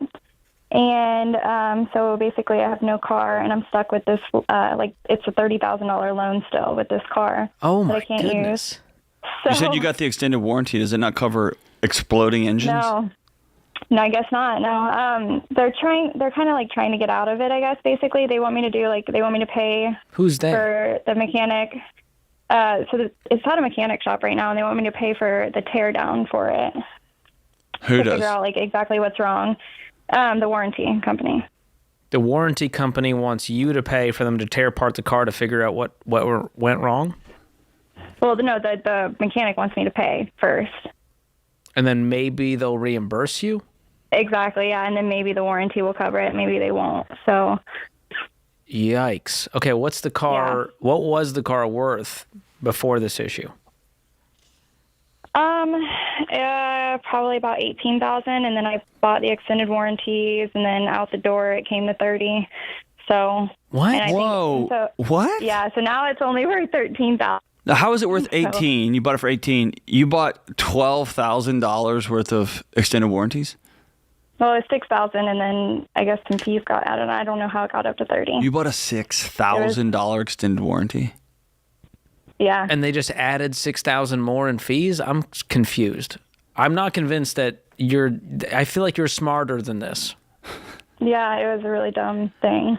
I don't know. If I bought a $6,000 warranty, they're paying for everything. They're paying for my toothpaste that morning that I used to brush my teeth. They're paying for everything. What could possibly be the holdup? Because you must have bought the Cadillac Lexus Atomic Diamond Platinum warranty. Because think about that. You bought a warranty that's 1/3 the value of your car. Yeah. So how are they protesting any sort of service? I don't know. And then I've messaged the warranty company. So it was at a shop before this shop prior, because I had issues with the overheating. So they replaced the water pump on it. And then 2 days later, I was driving down the road and it started overheating again. And then it just wouldn't turn on. So I towed it back to that shop, and they said, "Oh, it's nothing that we did." How long ago did you buy this car? In February.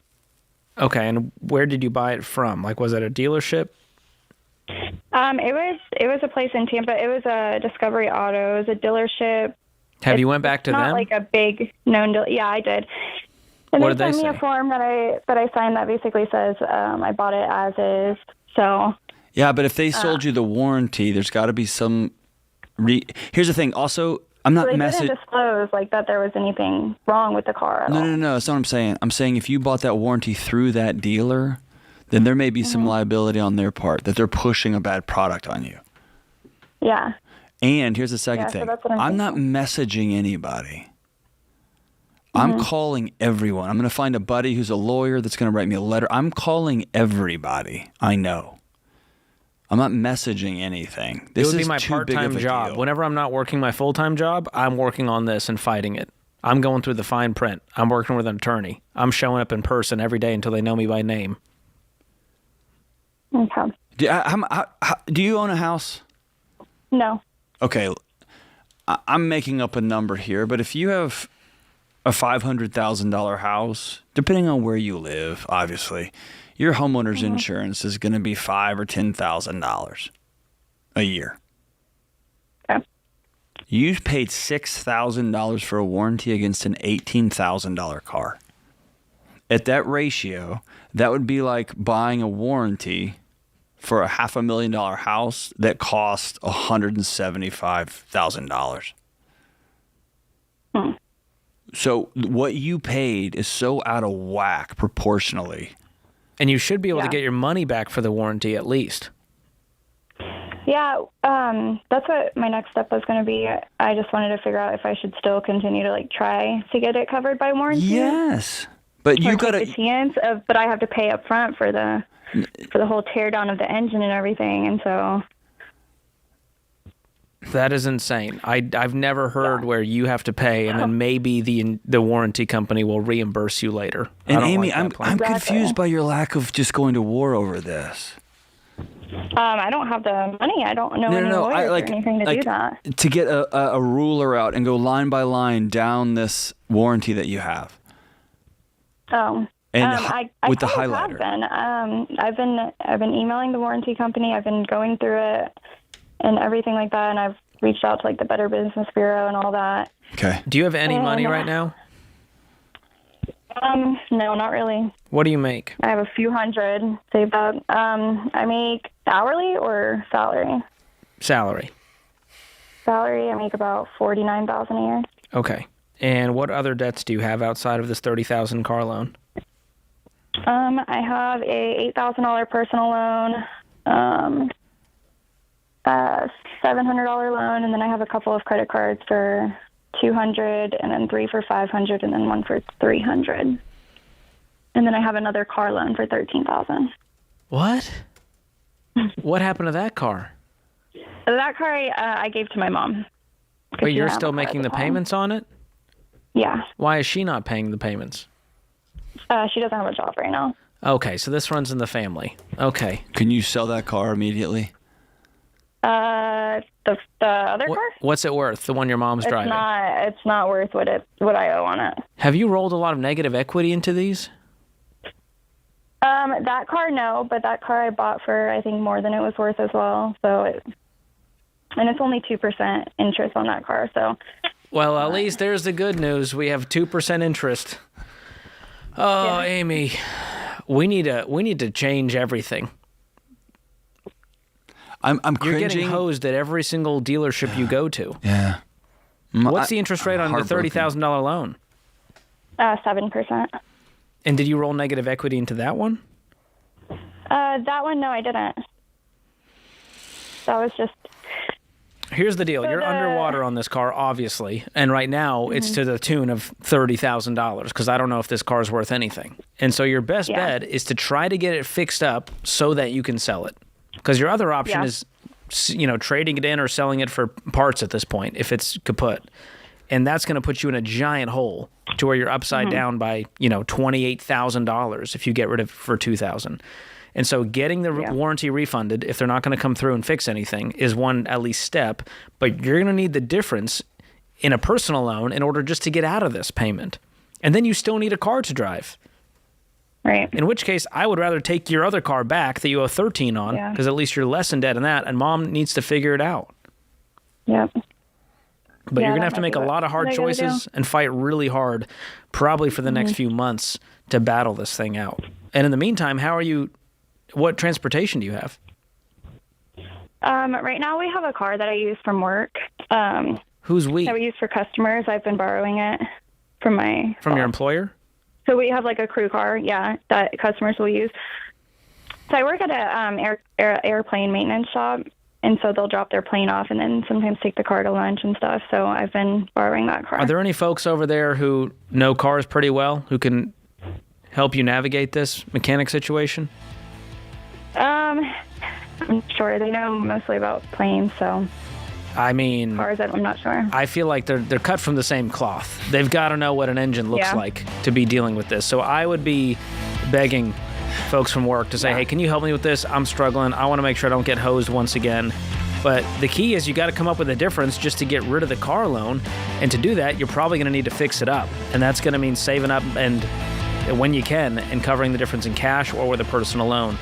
I don't know of another way out of this right now, unless you just sell Mom's car and try to cover it, but you're way underwater on that too. We're out of options here.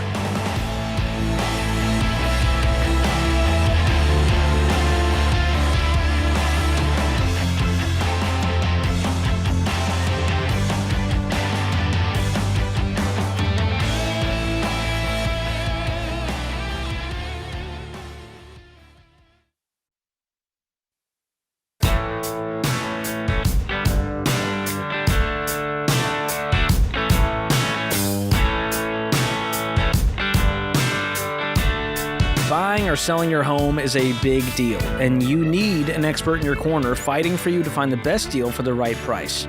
The Ramsey Trusted program is the only way to find a top agent you can trust who will help make your home a blessing, not a burden. It's super easy. You compare agent profiles, interview them, and then choose the one that you want to work with. You can find a local Ramsey Trusted real estate pro for free at ramseysolutions.com/agent, or click the link in the description if you're listening on YouTube or podcast. Carolina is up next in Burlington, Vermont. What's going on, Carolina? Hi, thank you for taking my call. I just wanted to say first that I love you, Dr. Delony.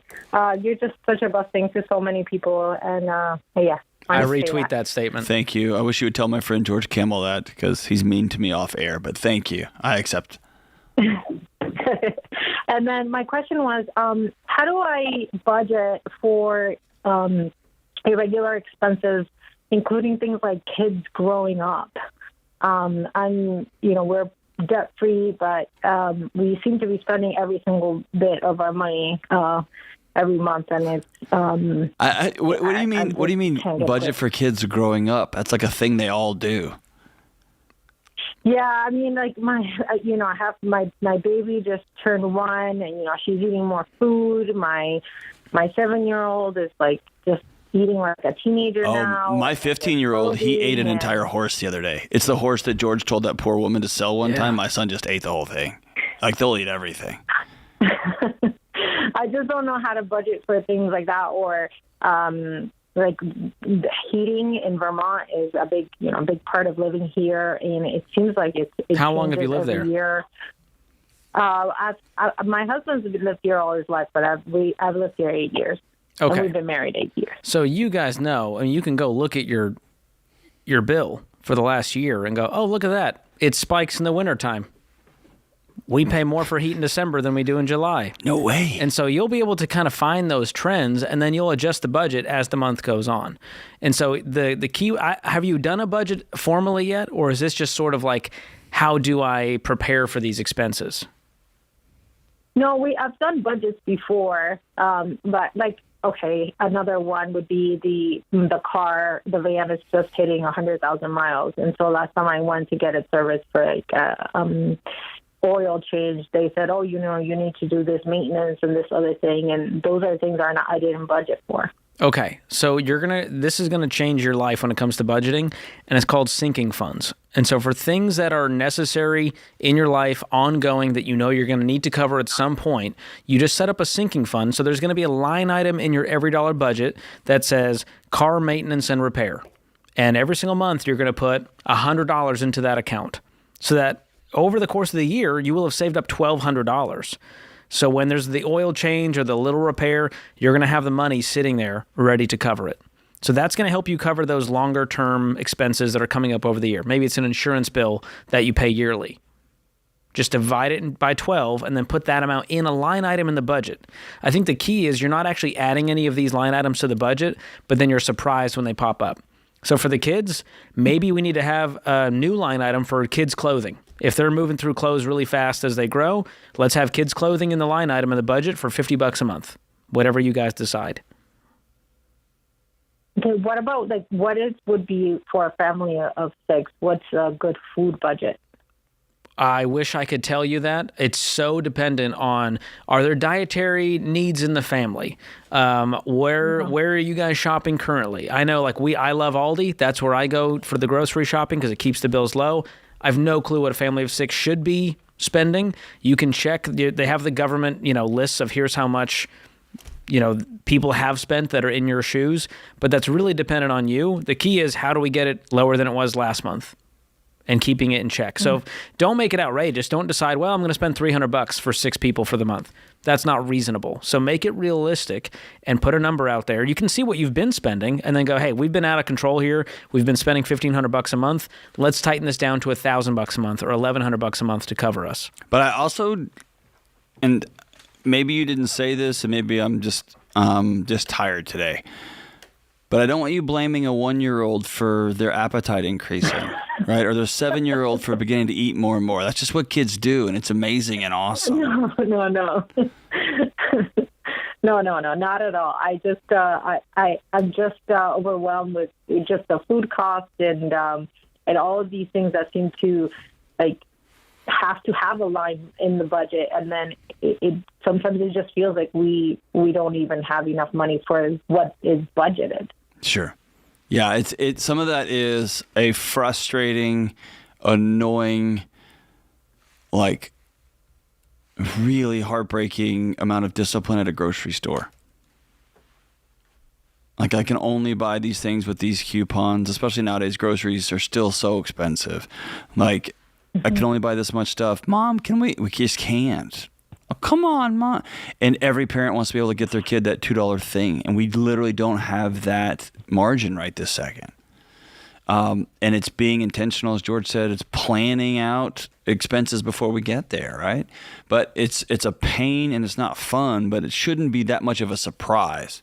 And what helps is we do a monthly budget meeting, and then we have a little weekly check-in. Hey, what's coming up in the week ahead? Are line items still accurate? Do we need to tweak anything, delete something, add something? And that can make it much more palatable to realize that you're in control and that life isn't just happening to you.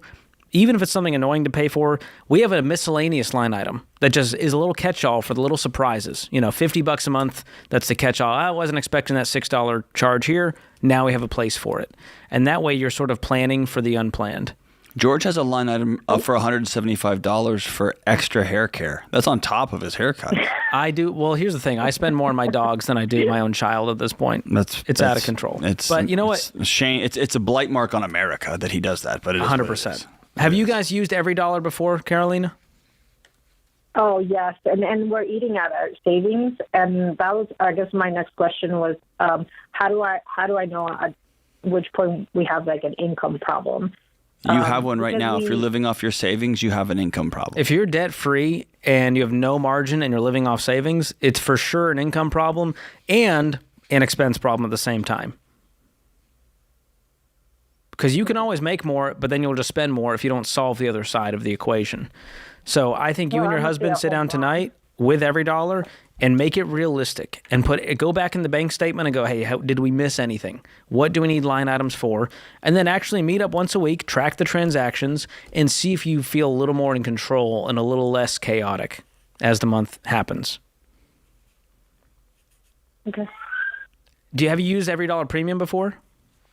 That connects to your bank account? No, we've used the app, but not the premium. Okay. Well, I'm going to gift it to you today to help you guys win on this journey. It's going to connect to your bank. There's a new experience in there that will help you with recommendations. And I think that's the more you use it, the more comfortable you're going to be with all these ups and downs. And the kids are eating more. And if they're eating more, up it a little bit each month until you find your baseline. You figure out what works for you guys. What are you guys making a month? So my husband makes like $4,000 a month take home. Okay. And then we have a renter, but that pretty much pays off our mortgage, like most of our mortgage. Okay. And I'm a stay-at-home. We homeschool. Okay. So $4,000 a month is what you have coming in, and the renter helps cover some expenses. And what are your monthly expenses as you've been doing this budget? Well, our rent, well, not our rent, I guess the leftover mortgage is about $1,000. And then food kind of varies, but it can be, $400 or better. And we don't have any like car payments. Okay. It sounds like you don't know the total expenses, which tells me it's probably been a while since we've really dialed in this budget. So that's your homework. Figure out exactly what your expenses are going to be for the month of July. Today is July. It's the start of July. Let's figure this out and dial this in. It might take 90 days to get used to it, to get all the pieces dialed in, but you're going to feel so much better when it's done and not go into a frenzy every time the kid needs a little more milk. I hope that helps. This is The Ramsey Show.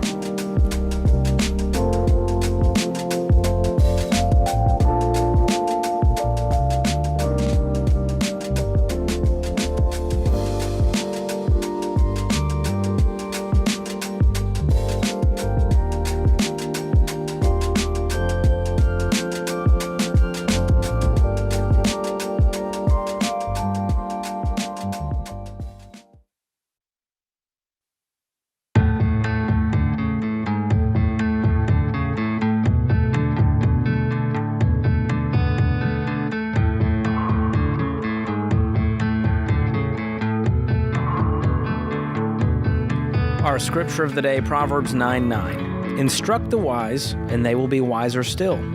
Teach the righteous, and they will add to their learning. Jimi Hendrix said, knowledge speaks, but wisdom listens. Dan joins us up next in Minneapolis. What's going on, Dan?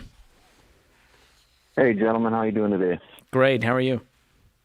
Great. Say I have a 19-year-old son who is going to be entering his second year in college here. We've always pushed for living the debt-free lifestyle.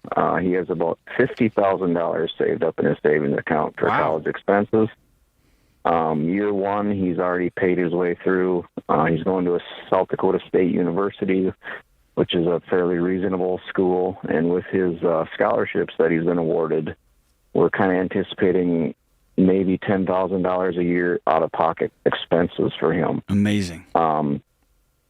What we're getting at is he actually threw a question at me the other night that I wasn't really anticipating, and he says, Dad, what about this thought? He goes, what if I take out a student loan, which I'm not familiar with how all the student loans work and whatnot, but he says, I'm not going to get any interest tacked on until the end. He says, what if I invest my money in some sort of a Roth account, gain some interest in the next 4 years? He's on a 5-year plan to get his master's degree as a structural engineer.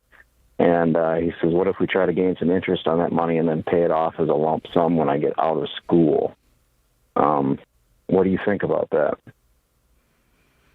Oh, boy. Well, I think your debt-free plan is out the window, number one. And I think we've then trained him to use a word that I think is a cancer amongst young men in society, which is arbitrage. That's what he's doing here. Bro, it's all about arbitrage. If I can make more in the market, why would I pay down my low-interest debt?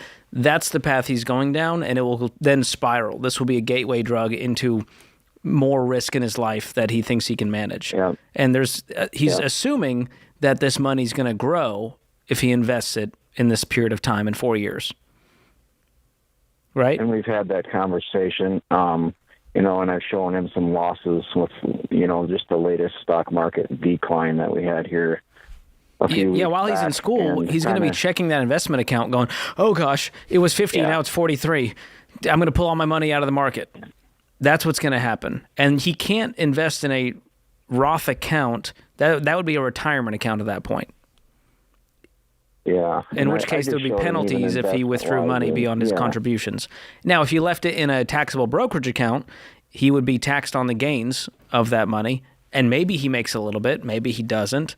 But I like to avoid all the variables when I can, and one way to avoid all these variables and to go, hey man, it's not worth the juice ain't worth the squeeze to potentially make $1,000 or $4,000.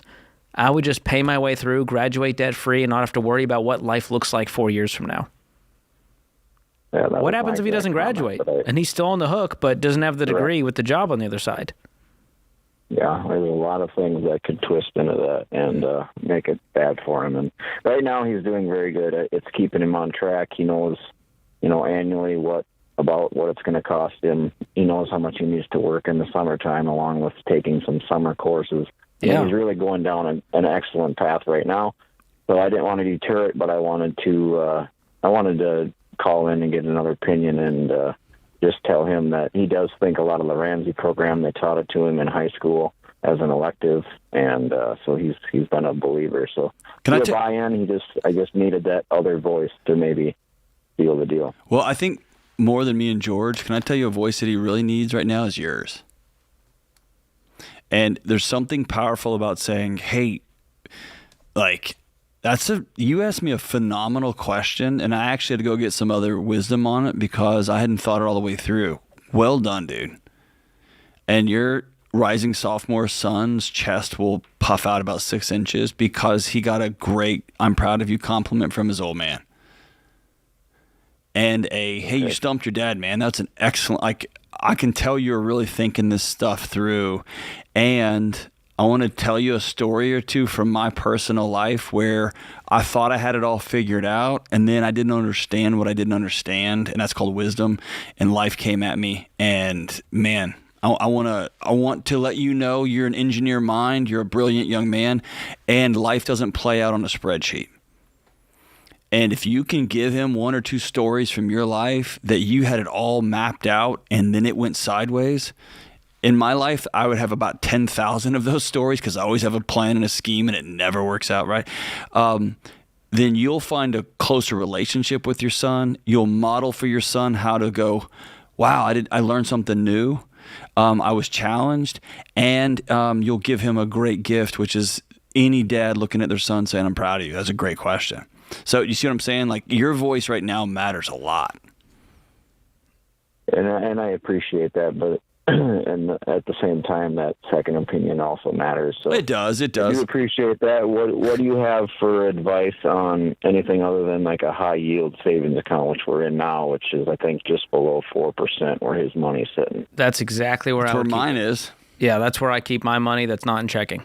It's During the last break, I just moved some to my high yield savings account. So I mean, okay.